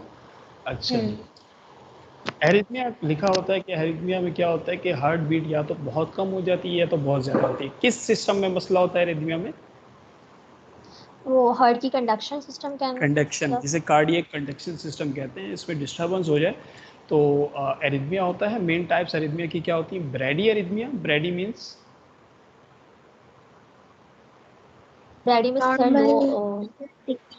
नॉर्मल से कम डिक्रीज हो जाएगी रिदम। नॉर्मल से कम, ठीक है, रिदम कम हो जाएगी। या तो प्री मैच्योर या तो extra beats. Premature means क्या होता है कि बीट जब सही से प्रोड्यूस ही नहीं हुई, इमेच्योर फॉर्म में है ना, वो बीट सही से प्रोड्यूस ही नहीं हुई।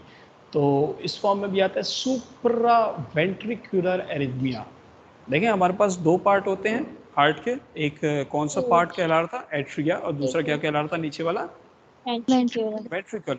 सुप्रा वेंट्रिकुलर का कहते हैं वेंट्रिकल से अबव जो पार्ट है, अबव पार्ट में कौन सा आ रहा था? एट्रिया था ना ऊपर पार्ट। एट्रिया, ठीक है। तो ये एट्रिया एरिथमिया का दूसरा नाम होता है सुप्रा वेंट्रिकुलर एरिथमिया, ठीक है। एसवीटी भी इसे कहते हैं, एसवीटी, सुप्रा वेंट्रिकुलर एरिथमिया।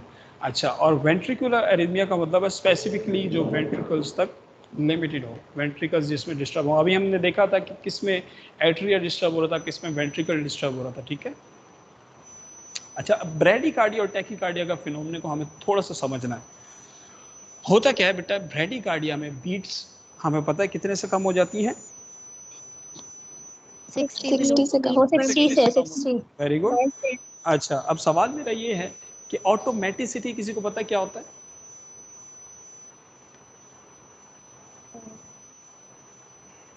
अच्छा, ऑटोमेटिक बता दें। ऑटोमेटिक गाड़ी जो होती है उसमें क्या होता है? खुद ब खुद चलना, ठीक है। इसी तरह हार्ट में भी एक सेटअप होता है जिसे कहते हैं ऑटोमेटिसिटी। हार्ट अपनी ही कंडक्शन खुद कर रहा होता है अपने मुताबिक समझ के, ठीक है। जब एक्सरसाइज होती है तो वो ऑटोमेटिसिटी मीन्स कि अपनी बीट या हार्ट रेट क्या करता है? इंक्रीज करता है। जब कोई भी शख्स रिलैक्स स्टेट में होगा तो हार्ट क्या करेगा? ऑटोमेटिसिटी क्या करेगा?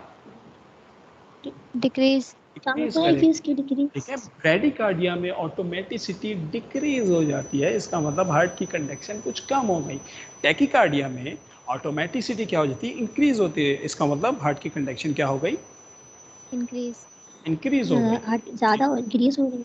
एब्सोल्युटली, ठीक है। तो ये बेटा रिड्यूस ऑटोमेटिसिटी ब्रेडिकार्डिया को अगर हम समझेंगे, जिसमें ऑटोमेटिसिटी क्या हो जाती है? रिड्यूस हो जाती है। ये ज़्यादातर एथलीट्स में देखा जाता है। एथलीट्स में बेटा क्या होता है कि नॉर्मली उनका हार्ट बहुत ज़्यादा पंप करता है, ठीक है, बहुत ज़्यादा वो एक्सरसाइज करते हैं। अब जब वो रिलैक्स स्टेट में आते हैं तो उनके हार्ट के मसल्स इस तरह से आदी हो जाते हैं कि वो अक्सर ब्रेडिकार्डिया की स्टेज में रहते हैं, ठीक है। मीन्स कि उनकी बीट्स जो है नॉर्मल इंसान से अलग होती हैं। उनका ब्रेडिकार्डिया नॉर्मल इंसान से 60 से कम ही हो सकता है, तो वो अक्सर रिलैक्स स्टेट में ब्रेडिकार्डिया की स्टेज में होते हैं, मगर वो डिजीज स्टेट नहीं होती जब तक कि वो ब्रेडी एरिथमिया ना बने। समझ आ रही है? ब्रेडिकार्डिया और ब्रेडी एरिथमिया में फ़र्क है। क्या फ़र्क है?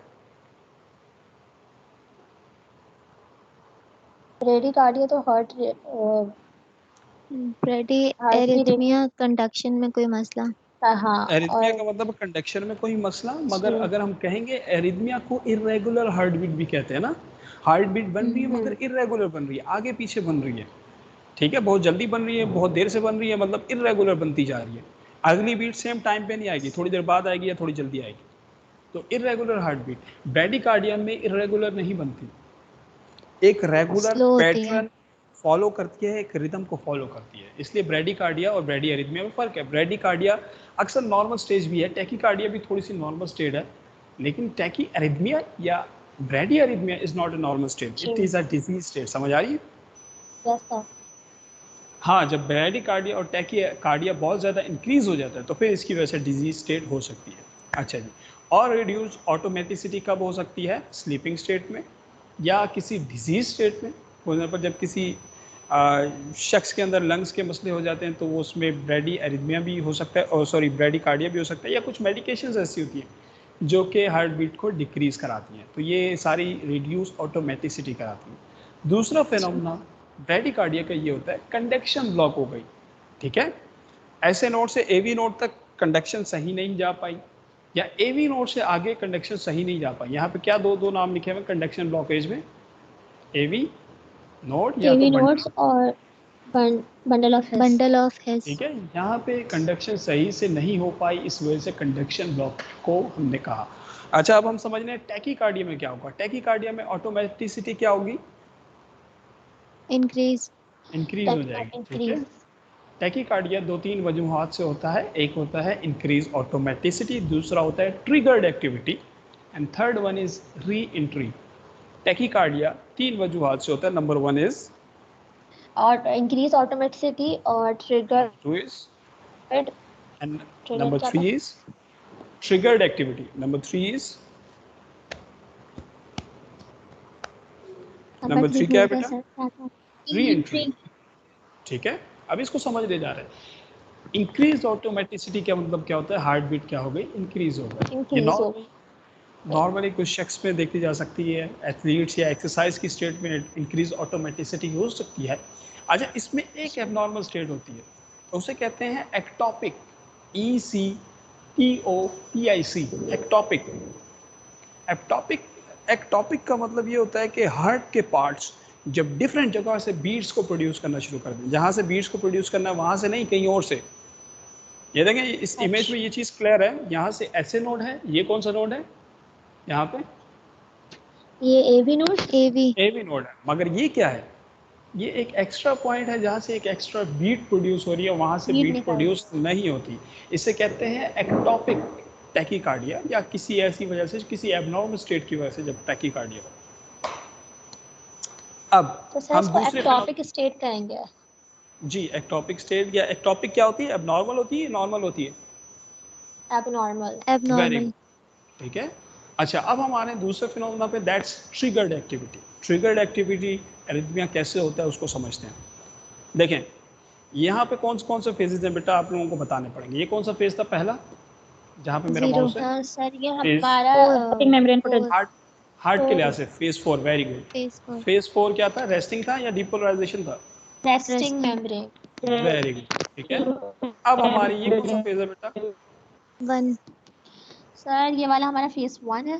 Phase 0 zero phase phase 0 phase में इसमें क्या था? Sodium depolarisation.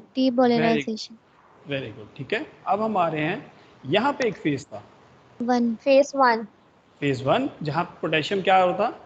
लेस पोटेशियम था, बट Depolarization. की स्टेट है। पोटेशियम क्या होता? इनफ्लक्स हो रहा था या आउटफ्लक्स हो रहा था? Outflux. अब हम आ रहे हैं, ये जो पॉइंट है यहाँ पे क्या हो रहा था? Calcium influx. यहाँ पे कैल्शियम इन्फ्लक्स। कैल्शियम और पोटेशियम दोनों एक साथ चल रहे थे, ठीक है। लेकिन कैल्शियम यहाँ पे एंट्री होना शुरू हो जाता है। इसे फेज कौन सा कहते हैं? फेज कौन सा था ये? Phase 2 phase 2। अब हम आ रहे हैं, ये जो फेज है नीचे जो जा रहा है, इसे क्या कह रहे हैं? फेज 3 था ये। ठीक है, इसमें क्या होता है?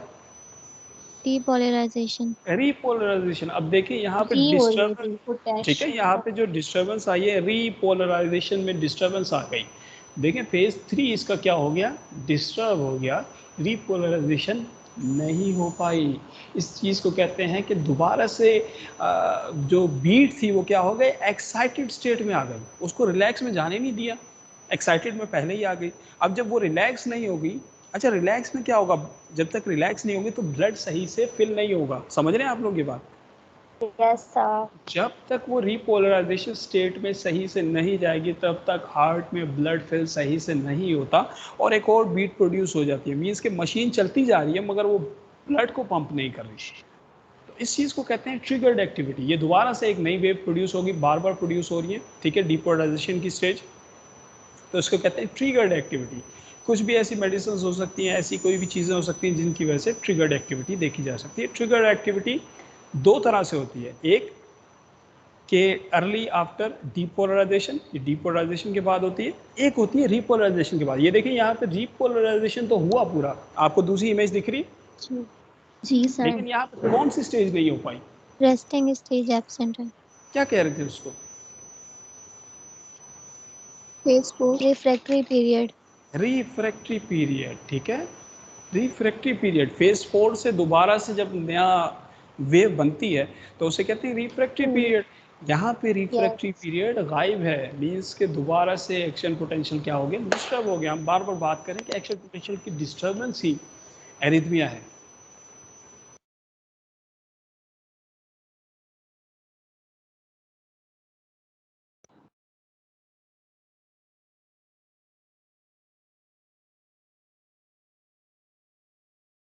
सर आप म्यूट हैं।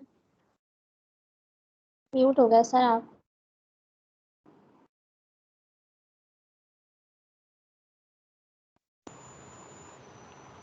अच्छा जी, समझ आ गया यहाँ तक फिनोमेना बेटा? सर आपने ये बताया ट्रिगर एक्टिविटी दो तरह से होती है, अर्ली आफ्टर डिपोलराइजेशन की, और फिर दूसरी क्या थी sir? Delayed after depolarisation. Delayed. थोड़ा सा बेटा कॉन्सेप्चुअल है, ज़्यादा मुश्किल तो नहीं, मगर एक्शन पोटेंशियल सही से समझ आ गया तो सब समझ आ जाएगा आप लोगों को। जी चलिए जी, अब तीसरा फिनोमेना हम समझने जा रहे हैं कि ट्रैकीकार्डिया किस वजह से तीसरा फिनोमेना हो सकता है। इसे कहते हैं री एंट्री। री एंट्री का मतलब क्या होता है वैसे अगर वर्ड की ज़बान में हम समझें तो दोबारा से एंटर होना या फिर दोबारा से एंटर होना, ठीक है। और बंडल ऑफ हिस्स से पहले कहाँ पे नोड जनरेट हो रहा होता है? ऐसे नोड में, एवी नोड में, कहाँ पे? AV node. AV node AV node से जाता है बंडल ऑफ हिस्स, और बंडल ऑफ हिस्स किस पे टूटता है? राइट और दो लेफ्ट ब्रांचेस राइट राइट और और लेफ्ट लेफ्ट, और फिर लास्ट में कहाँ जा रहा था? Purkinje fibres Purkinje fibres. Very good, ठीक है। अच्छा, अब हम देखते हैं बंडल ऑफ हिस्स। ये देखें जी, यहाँ पे जो जनरेट हुई दोबारा से वेव, री एंट्री में फिनोमेना क्या होता है? ये नॉर्मल एक फिनोमेना में जब एक स्लो वेव आती है और एक फास्ट वेव आती है, ये नॉर्मली बॉडी में चलता है। एक स्लो वेव देखें, अब दो पार्ट्स पे जा रही है, वेंट्रिकल्स के दो पार्ट है ना, एक राइट और एक लेफ्ट, इसलिए दो वेव्स प्रोड्यूस हो रही है। अच्छा, नॉर्मली क्या होता है कि ये एक वेव जब स्लो वेव चली जाती है इस पाथवे से, तो फास्ट वेव भी इसी पाथवे से थोड़ी देर बाद गुजरती है। दोनों में थोड़ा सा गैप होता है, स्लो वेव में और फास्ट वेव में। यस। लेकिन जब ये गैप खत्म हो जाए, ठीक है, जब ये गैप खत्म हो जाए और एक नई वेव जनरेट हो जाए और वो उसी पाथवे पे घूमती रहे, ये जो गोल सा जंक्शन है इसी जंक्शन में घूमती रहे और बार बार एट्रिया को कॉन्ट्रैक्ट कराती रहे। ये समझ आ रही है आपको? ये एट्रिया का पार्ट है, यस सर। ठीक है। और करंट यहीं पे घूमता जा रहा है तो उसको बार बार क्या करा रहा है? कॉन्ट्रैक्ट करा रहा है। तो एट्रिया ज़्यादा कॉन्ट्रैक्ट हो रहा था तो इसे एट्रियल फिब्रिलेशन कह रहे थे ना। पी वेव डिस्टर्ब थी इसमें, याद है आप लोगों को? Yes sir, yes sir. तो एट्रिया बार बार क्या हो रहा है? यहाँ पे कॉन्ट्रैक्ट हो रहा है। जब एट्रिया बार बार कॉन्ट्रैक्ट होगा तो इसे कहते हैं री एंट्री। री एंट्री ये भी एक मैकेनिज्म होता है। ये जो नीचे बताया हुआ है, ये नीचे दोबारा से घुमाए हुए कि सारी जो वेव्स हैं उसी साइकिल में घूम रही है, जबकि यहाँ पे स्लो वेव को ख़त्म होना चाहिए और फास्ट वेव को अपने टाइम पे चलना चाहिए। लेकिन दोनों वेव्स क्या हो रही है? एक साथ घूमी जा रही है, आगे जा रही नहीं है। आगे उनको कहाँ पे जाना था? बंडल ऑफ हिस्स पे जाना था ना। जी जी जी। बंडल ऑफ हिस्स पे जाने से पहले पहले वो अपने आप को बहुत ज़्यादा कॉन्ट्रैक्ट करती जा रही है, तो इसे कहते हैं री एंट्री पाथवे। टैकीकार्डिया में तीन फिनोमेना हमने पढ़े, कौन कौन से? हमने पढ़े, सबसे पहला फिनोमेना हमने पढ़ा ऑटोमेटिसिटी ऑटोमेटिसिटी इंक्रीज होना, very good. Second triggered one और फिर एक्टिविटी ट्रिगर्ड एक्टिविटी और री very good. Entry. Third one is re entry. री अच्छा, एंट्री अगर मैं बात कर रहा था किसकी, ब्रैडीकार्डिया में क्या फिनोमेना थे? ब्रैडीकार्डिया में ऑटोमेटिसिटी डिक्रीज हो रही थी वेरी और गुड। इसके अंदर मेडिकेशंस की वजह से हाँ, ड्यूरिंग स्लीप भी वो कम हो जाती है और डिजीजेस की वजह से भी, मेडिकेशंस की वजह से भी। और दूसरा एक बात पे इधर कंडक्शन ब्लॉकिंग हो रही है जिसके अंदर एवी नोड्स पे ब्लॉकिंग हो रही आ रही थी, या फिर बंडल ऑफ हिस्स के में वो वेरी पल्सेस नहीं जा तो ब्लॉकेज पा जो रही है थी। वो याद रखिएगा, ब्लॉकेज का ज़्यादातर बी से ब्लॉकेज, बी फॉर ब्रैडीकार्डिया, तो ब्लॉकेज का ज़्यादातर जो है वो ब्रैडीकार्डिया से लेना देना। अच्छा, मैंने आप लोगों को ये इमेज दी, मैंने कहा यहाँ पे बताएं ज़रा कहाँ पे डिस्टर्बेंस आई हुई है, तो क्या बताएंगे आप लोग? जी।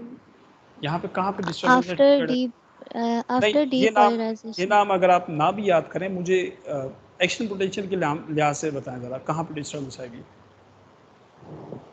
फेज कौन सी 3 वेव के अंदर? री री रीपोलराइजेशन में डिस्टर्बेंस आएगी, पोलराइजेशन में। ठीक है। और नीचे ये अगर हम इसकी बात करेंगे तो यहाँ पे कहाँ पे नीचे डिस्टर्बेंस? रिफ्रैक्टरी पीरियड में रिफ्रैक्टिव, पीरियड में। ठीक है। तो ये एरिथमिया होता है डिफरेंट तरह का, जिसकी वजह से होता है। एरिथमिया किस किस तरह के होते हैं और किस वजह से अराइज होते हैं, ज़रा पढ़ें बेटा।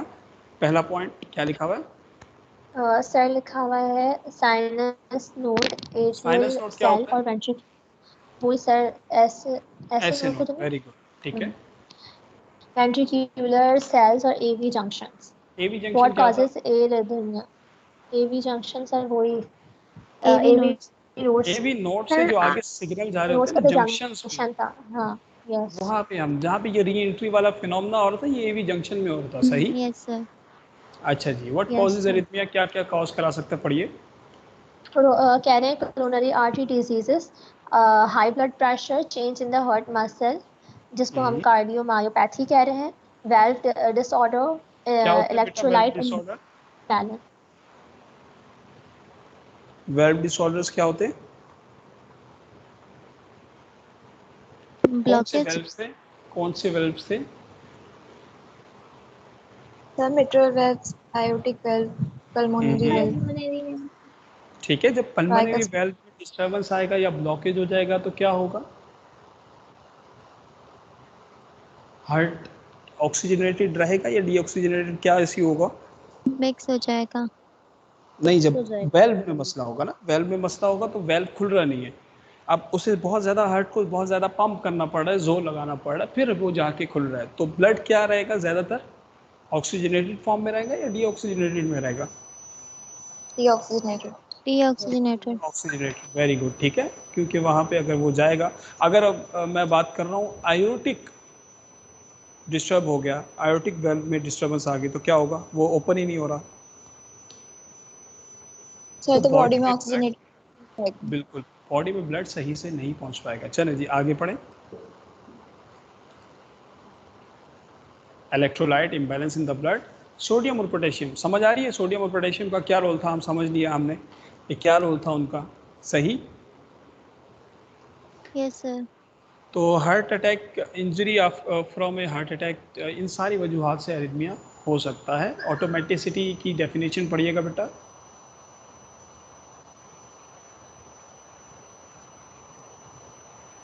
ऑटोमेटिसिटी की डेफिनेशन पढ़िएगा कोई।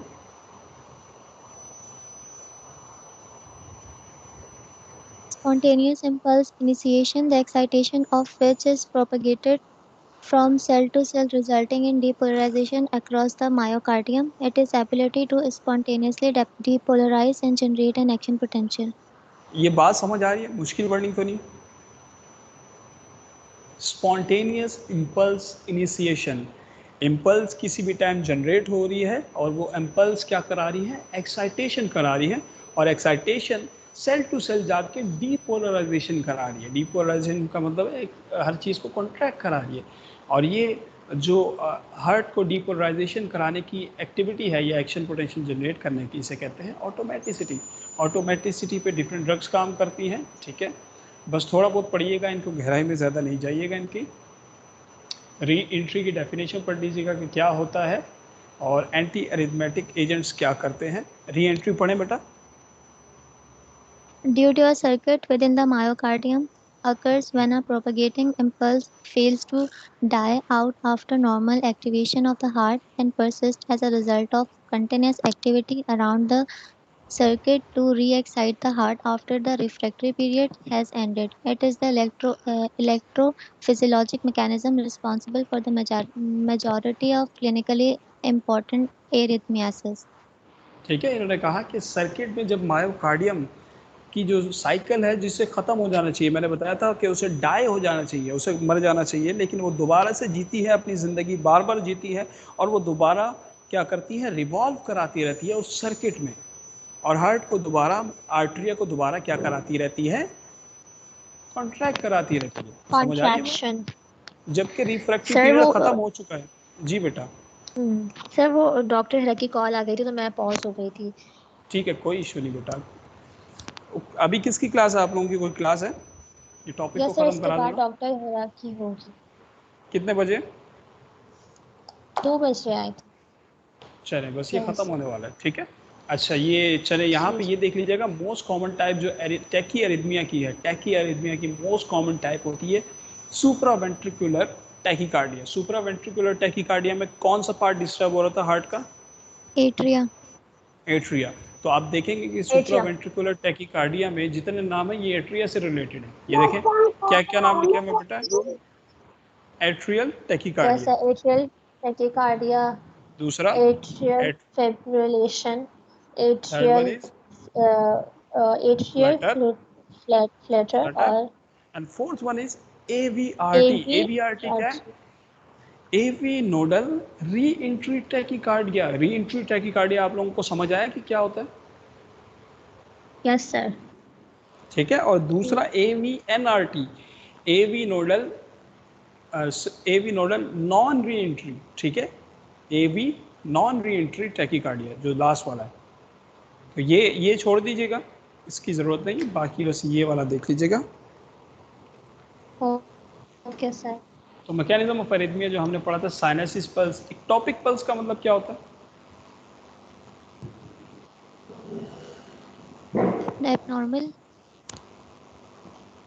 एबनॉर्मल जगह से जब So, किसी भी पार्ट से हार्ट वेव जनरेट हो रही थी उसे एक टॉपिक पल्स कह रहे थे ना। और ट्रिगर्ड एक्टिविटी क्या थी? ट्रिगर वही थी सर, वो रिपोलराइजेशन में डिफेक्ट या फिर रिफ्रैक्टरी पीरियड में। ठीक है, वेरी गुड। ठीक है, यस और इसमें डिलेड और अर्ली दो फेजेस आ रहे थे। अच्छा, री एंट्री क्या था?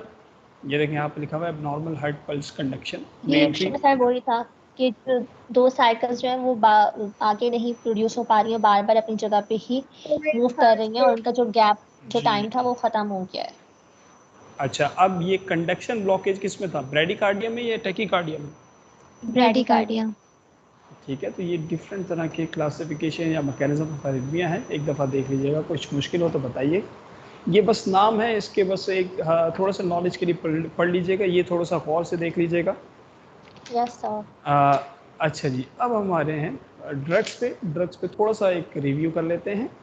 सोडियम चैनल ब्लॉकर्स कहाँ पे काम कर रहे थे? फेज 0। जीरो पे। ये क्लास किस में आते हैं? क्लास 1 में आते हैं। क्लास 1 मजीद 3 में टूटी हुई थी, कौन कौन सी में? ABC। Sir A B A C B. ठीक है, ए में कौन सी ड्रग थी, किसी को याद है? Quinidine, very good. और बी में? लिडोकैइन, और phenytoin. Phenytoin. Very good. And class 1C में? फ्लेसिनाइड, ऐसे कुछ फ्लेकेनाइड। फ्लैकेनाइट। अच्छा, अब हमारे क्लास 1 सोडियम चैनल ब्लॉकर्स हमारा हो गया। क्लास 2 पे आ रहे हैं। क्लास 2 है बीटा ब्लॉकर्स। ठीक है, क्लास 2 बीटा ब्लॉकर्स जो है फेज 4 पे काम करती है। फेज 4 क्या था? Resting stage. Resting membrane potential पे काम करती है बीटा ब्लॉकर्स। ठीक है, ये क्या कराती है? अब रेस्टिंग मेम्ब्रेन के बाद क्या आ रहा था नया पीरियड? रेस्टिंग के बाद तो सर डीपोलराइजेशन हो रही थी। रेस्टिंग के बाद फिर डीपोलराइजेशन से पहले एक पीरियड था, क्या नाम था? Refractive refractory period. तो नहीं वो क्लास तो 2 रिफ्रैक्टरी पीरियड पे काम कर रही है। ठीक है, ये बात याद रखिए। क्लास 2 बीटा जिन्हें हम कह रहे हैं ब्लॉकर्स। बीटा ब्लॉकर्स, जब तक कि एक्शन पोटेंशियल अगला जनरेट होना है, ये अगले एक्शन पोटेंशियल को थोड़ा सा लेट कर रही है, क्योंकि रिफ्रैक्टरी पीरियड को ये क्या करेगी? लॉन्ग करेगी, लंबा करेगी। समझ आ रही है ये बात? Yes sir. Yes sir. तो अच्छा, क्लास 3 जिसे हम अच्छा क्लास 2 बीटा ब्लॉकर्स में कौन कौन सी ड्रग थी? प्रोपानॉल और मेटोप्रोलॉल। मेटाप्रोलॉल। ठीक है, उसके बाद है क्लास 3 जिसे हम कह रहे हैं क्लास 3 कौन सी है? Calcium channel blockers. Potassium. Potassium channel blockers. ठीक है, अभी ये बात हम याद रखेंगे कि पोटेशियम चैनल ओपनर्स भी यूज हो रहे हैं, लेकिन in case of in case of जब हमारे पास मिक्सिंग के लिए टैकीकार्डिया की कंडीशन हो जाए, टैकीकार्डिया की कंडीशन में। लेकिन ब्रैडीकार्डिया में क्लास 3 ब्लॉकर्स यूज हो रही है, जिसे हम कह रहे ब्लॉकर्स यूज हैं, करते हैं जिसमें दो नाम आ रहे हैं, कौन कौन से? हमारे एमिड्रॉन, एमेडो। ठीक है, और सोटालोल। चीज़ों को या ड्रग्स को किसी ना किसी देखें नाम से या किसी चीज़ से जोड़ के याद किया करें, वो आपको नाम कभी भी नहीं भूलेंगे। अगर आप नहीं अटैच करेंगे तो वो कहीं ना कहीं आपको भूल जाएंगे। इस टेक्निक्स को कहते हैं एक्सेलरेटेड लर्निंग। चीज़ों को कैसे क्विकली याद किया जाए और पेपर के टाइम वो चीज़ आपके दिमाग में बैठ जाए, चाहे आप अजीब से कोड्स बनाएं मगर बनाएं। ठीक है, मैंने इसके लिए पोटेशियम चैनल ब्लॉकर्स के लिए मैंने जब याद किए थे तो मैंने इस तरह से याद किए थे कि सोटा जो है पंजाबी में डंडे को कहते हैं। ठीक है, और अम्मा जब हमारी अक्सर गुस्सा करती हैं तो वो डंडा लेके आ जाती है कि आप लोग सुधर जाएं, नहीं तो आप लोगों के साथ बहुत बुरा होगा। तो अम्मी का एक डर अलग से होता है। तो पोटेशियम चैनल ब्लॉकर्स में एमीड्रॉन, ठीक है, अम्मी का डर एमीड्रॉन, और सोटालोल, तो ये दो नाम आते हैं। तो इस तरह चीज़ों को लिंक करके याद किया करें ताकि वो आपको भूले ना। अब आप याद रखेंगे कि पोटेशियम चैनल ब्लॉकर्स में जब आपको अम्मा याद आ जाएंगी एक डंडे के साथ, तो आपको याद रहेगा एमिड्रॉन, और दूसरा नाम क्या था? सोटालॉल। ठीक है जी। तो अच्छा, अब हम आ रहे हैं क्लास 4 पे। क्लास 4 किसकी ब्लॉकर है? Calcium. Calcium channel blocker. Phase के कौन से पे काम कर रही है? फेज 2। फेज 2 पे काम कर रही है। ठीक है, और कौन कौन सी ड्रग्स आ रही हैं इसमें? इसमें वेरापैमिल और डेल्टावैन। कौन सी क्लास से लेना देना है इनका? क्लास 4 से कैल्शियम चैनल अगर हम पीछे वाली ब्लॉकर्स हैं क्लास की वगैरह में बात हमें करें, पड़ेगा। जो हमने पीछे पढ़ते हुए आए हैं, कैल्शियम चैनल ब्लॉकर्स 2 तरह के थे, उसमें अच्छा से अच्छा कौन सी सर, क्लास? नॉन डाइहाइड्रोपायरेटाइन। नॉन डाइहाइड्रोपायरिडीन कौन कौन से चैनल्स पे काम कर रहे थे? ये हमारे काम कर रहे थे एल पे, एल LNP। टाइप पे, एल एन ठीक है। P that. तो ये देख लीजिएगा, ये ड्रग्स के नाम थे, ये आप लोगों को याद होना चाहिए। ये कोई एक बच्चा पढ़ेगा तो उसको समझ आ जाएगा। ज़रा पढ़े। 1A जो है वो क्या करती है? 1A सोडियम चैनल ब्लॉकर्स है, जिसके हम्म, अंदर स्लो फेज जीरो डिपोलराइजेशन हो रही है। और 1B है सोडियम चैनल ब्लॉकर, अच्छा, जिसके अंदर सिर्फ 1B जो है, शॉर्टन। 1B जो है, जी। 1B जो है वो थोड़ा सा यूनिक कैरेक्टर रखती है, ठीक है। वो सोडियम को ब्लॉक करती है मगर इतना ज़्यादा नहीं करती, लेकिन वो पोटेशियम पे ज़्यादा काम करती है। अगर हम देखेंगे फेज़ 3 में यहाँ पे पोटेशियम आ रहा है, तो 1B आप याद रखिएगा, ये फेज़ 3 पे काम करती है। 1A और 1C अलग है, मीन्स के वो सोडियम पे ही काम करे, लेकिन 1B जो है वो थोड़ी सी यूनिक है, वो पोटेशियम पे भी काम करती है, ठीक है। ओके सर, चले जी, अब 1C पे आए। ठीक है। 1C कह रहे हैं कि sodium channel blocker markedly slow phase zero depolarisation.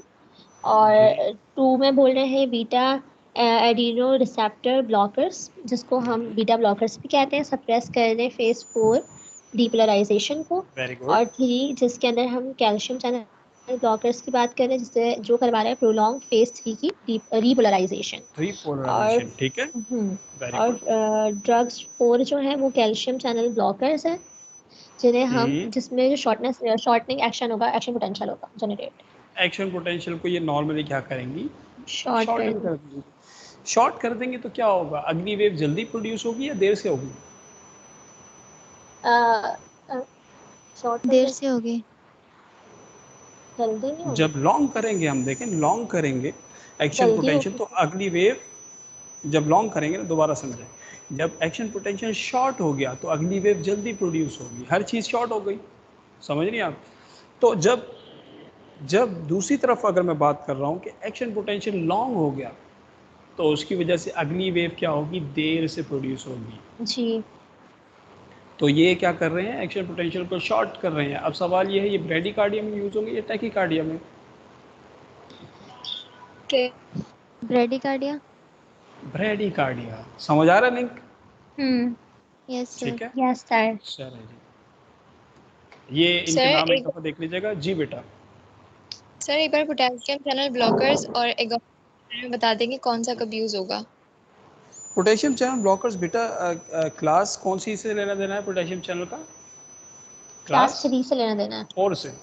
Class 4 से लेना देना है। फेज कौन से पे काम नहीं करते हैं ये? देखिए क्लास 4 है, फेज किस पे काम करते हैं? सर, क्लास 3 थी इसके अंदर क्लास तो। 3 है। क्लास 3 बेटा पोटेशियम चैनल है ना?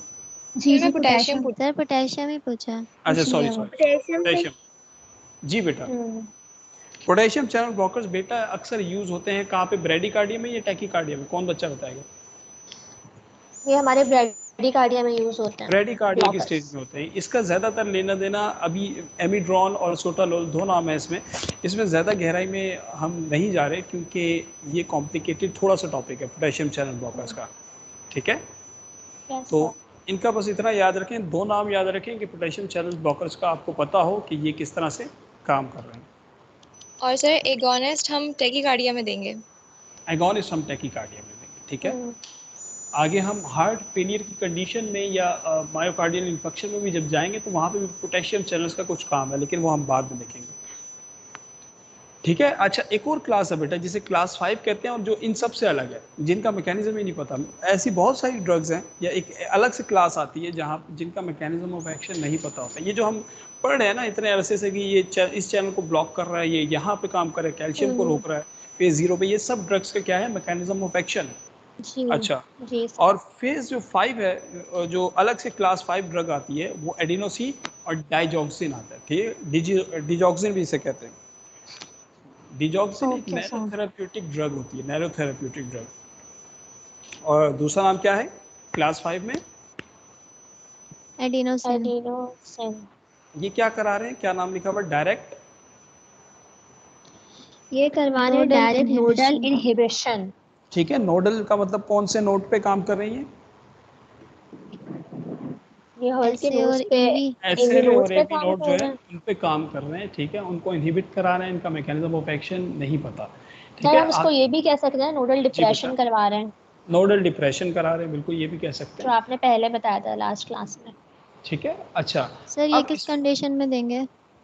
बेटा अक्सर इमरजेंसी की कंडीशन में ये दिए जाते हैं, डिजॉक्सिन या एडिनोसिन, ठीक है। अब इनके बारे में, ड्रग्स के बारे में थोड़ा थोड़ा सा इंफॉर्मेशन एक दफ़ा आप पढ़ लीजिएगा। अक्सर जो ड्रग्स होती हैं जो एरिथमिया को ट्रीट कराती हैं वो एरिथमिया कराती भी हैं, ठीक है। इसलिए इन्हें टॉर्सेड डी पॉइंटस, एक टर्म यूज़ करते हैं टॉर्सेड डी पॉइंटस ना, इनके लिए। यस तो हम ज़्यादा गहराई में नहीं जा रहे, एक नज़र इनको देखिएगा आप, साइड इफ़ेक्ट्स क्यूनिडीन के, लिडोकेन को ज़रा पढ़िएगा, ज़्यादा गहराई में नहीं पढ़िएगा, ठीक है, एक नज़र देख लीजिएगा।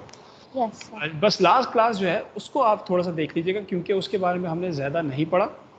कौन सी है वो? अदर एंटी एरिथमेटिक ड्रग्स, ये यस ज़रा सर। पढ़ें। अच्छा, इसमें कह रहे हैं डिगॉल, जी जी क्या कह रहे पढ़ें। हैं सर, इसको क्या पढ़ेंगे sir? Shorten de Gaulle digoxin, digoxin, digoxin, ठीक है।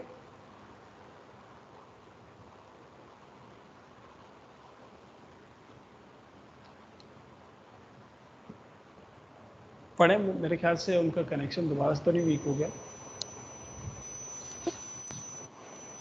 सर किसी ने म्यूट कर दिया था, मैं पढ़ रही थी पीछे। चले जी पढ़े। अच्छा, shortness the refractory period in the atrial and ventricular myocardial cell while prolonging the effective refractory period and diminishing condition velocity in the AV node. ठीक है, कंडक्शन Digoxin वेलोसिटी is को used क्या करता है? कम करता है, और क्या करेगा? रिफ्रैक्टरी पीरियड को शॉर्ट कर देगा। तो ये मायोकार्डियल सेल्स में प्रोलॉन्ग कराएगा रिफ्रैक्टरी पीरियड को, जब तो ये डिफरेंट रिफ्रैक्टरी पीरियड पे भी काम कर रहा है, ये वेंट्रिकुलर पे भी काम कर रहा है, एट्रियल फिब्रिलेशन और फ्लटर पे भी काम कर रहा है। टॉक्सिक कंसंट्रेशन पे क्या करता है? Ectopic ventricular beats. क्या मतलब होता है बेटा इसका? सर एक्स्ट्रा वेंट्रिकुलर बीट्स जो होती हैं वो प्रोड्यूस बिल्कुल, करवा रहे एक्स्ट्रा हैं बीट्स एबनॉर्मली। प्रोड्यूस करते हैं, ठीक है जी। अच्छा, this arrhythmia is usually treated by lidocaine और फिनेटोइन। इसकी वजह से डिगॉक्सिन यूज़ करने की वजह से, जो टॉक्सिक कंसंट्रेशन की वजह से ये जब एरिथमिया कराता है, ठीक है, मैंने बताया कि अक्सर जो एंटी एरिथमेटिक ड्रग्स होती हैं वो खुद भी एरिथमिया कराती हैं, जिसे हम टर्म यूज़ कर रहे थे टॉर्सेट डी पॉइंटस, ठीक है।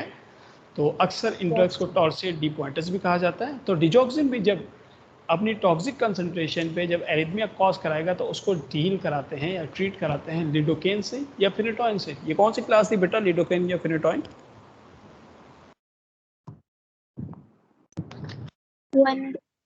1B 1B।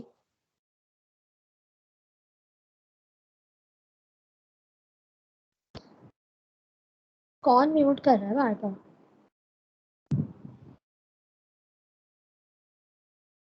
सर आप म्यूट हो गए। सर कोई बार बार म्यूट कर रहा है, म्यूट ऑल कर देता तो फिर सब म्यूट हो जाते हैं, आप भी म्यूट हो गए। कौन बदतमीजी कर रहा है? चले एक मिनट मुझे सेटिंग करने दीजिए।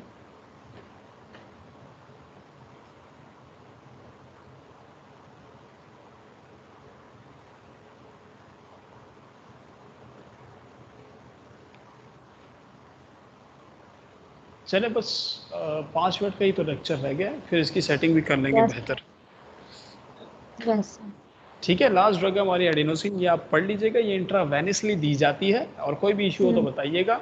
बाकी जो भी जी। टॉपिक्स हैं बेटा ये थोड़े थोड़े एक नज़र देख लीजिएगा, ज़्यादा गहराई में नहीं जाएगा, मगर जो यहाँ तक है, क्या कहते हैं, इस स्लाइड तक, इस स्लाइड तक ज़रा जी सही से पढ़िएगा, 24 स्लाइड्स तक। बाकी जो है एक नज़र देखिएगा। डन हो गया, आज का टॉपिक समझ आ ओके गया सर। सबको? जी सर, अच्छा था टॉपिक, समझ मुश्किल आ तो नहीं गया। था बेटा? नहीं सही, आप लोगों ने ईसीजी पे थोड़ा सा काम करना है, थोड़े से ईसीजीज आगे जी पीछे जी। देखिएगा, गूगल पे गैस करिएगा कि कैसे ईसीजी को पढ़ते हैं। कोई एक ईसीजी में सर आपको हमने छोटी सी फर्स्ट सेमेस्टर में पूरा पढ़ा भी था, इसका हमारा प्रैक्टिकल भी हुआ था, हम लोगों ने पढ़ा भी था, तो थोड़ा भूल जाते हैं जब आगे जाते हैं तो, लेकिन अब चले, दोबारा अभी जो है ना रिवाइज हो आप गया। दोबारा ईसीजी जो है ना एक दफ़ा देख लीजिएगा, ठीक है। जी जी सर। चले बेटा, थैंक यू, अल्लाह हाफिज़। सर फाइनल का कितना सिलेबस रह गया? और बेटा एक तो टॉपिक आप लोगों को देने हैं, हमारा जितना भी टॉपिक है ये कार्डियक से रिलेटेड है। एक तो ये हो गया, कौन कौन से टॉपिक हमने पढ़ लिए? दो से तीन सर चैप्टर रहते हमने हैं। हाइपरटेंशन, एंटी हाँ, 2 से हाइपरटेंशन 3 पढ़ ली। चैप्टर रहते हैं। हार्ट के ही रहते हैं वो, एंजाइना पेक्टोरस और हार्ट फेलियर, इस तरह के टॉपिक्स रहते हैं। कुछ मैं आप लोगों को प्रेजेंटेशन दूंगा, वो 1-2 दिन में मैं अनाउंस कर दूंगा। सर मिड्स का अच्छा तो नहीं सर, इंक्लूड तो होगा? सारे चैप्टर एंड में क्यों मिड्स पढ़ा का रहे हैं? इंक्लूड मिड्स का इंक्लूड नहीं होगा, ठीक है। जी बेटा, कोई यस कुछ कह सर। रहा था? सर इतने सारे चैप्टर्स, अभी ये पिछले जो चैप्टर्स हैं उनको याद भी तो करना है, अभी और चैप्टर्स आएंगे तो हमारे क्या पास याद करें करने बेटा, का टाइम कहाँ होगा? HEC की रिक्वायरमेंट है, हम क्या कर सकते हैं। मैं तो उस चीज़ को ज़्यादा सर से ज़्यादा टाइम आसान बना पहले भी सकता तो। हूँ। आप लोगों को हाथ के हाथ फार्माकोलॉजी याद पे करो, रोज रोज याद करो फार्माकोलॉजी ना, पे याद हो जाएगा। और फार्माकोलॉजी पे पहले थोड़ी सी जो एक्स्ट्रा क्लासेस मेहनत हुई करनी हैं पड़ेगी, वो। मसला ये। जिसको भी देखें, अगर किसी को नहीं समझ आ रहा, किसी को समझना है, 4-5 बच्चों का ग्रुप बनाएंगे, मुझे बता दीजिएगा। ये टॉपिक एक दो टॉपिक दोबारा से रिपीट हो जाएंगे, मगर मसला ये है, सारी चीज़ों की वीडियोस आप लोग उनके पास मेरे ख्याल से ऑलरेडी मौजूद हैं। इसकी भी मैं जी जी वीडियोस में सर। ये आप लोग वीडियोस देखते हैं, शो होती हैं आप लोगों को वीडियोस कि नहीं? यस सर, होती हैं। यस सर, होती है। ये इनकी फाइल्स में ना, MS टीम की। जी जी होती है सर। चलें, ठीक है। चलें जी, अपना ख्याल रखिएगा, ठीक है जी बेटा। सर। अल्लाह हाफिज़। ओके, अल्लाह हाफ़िज़।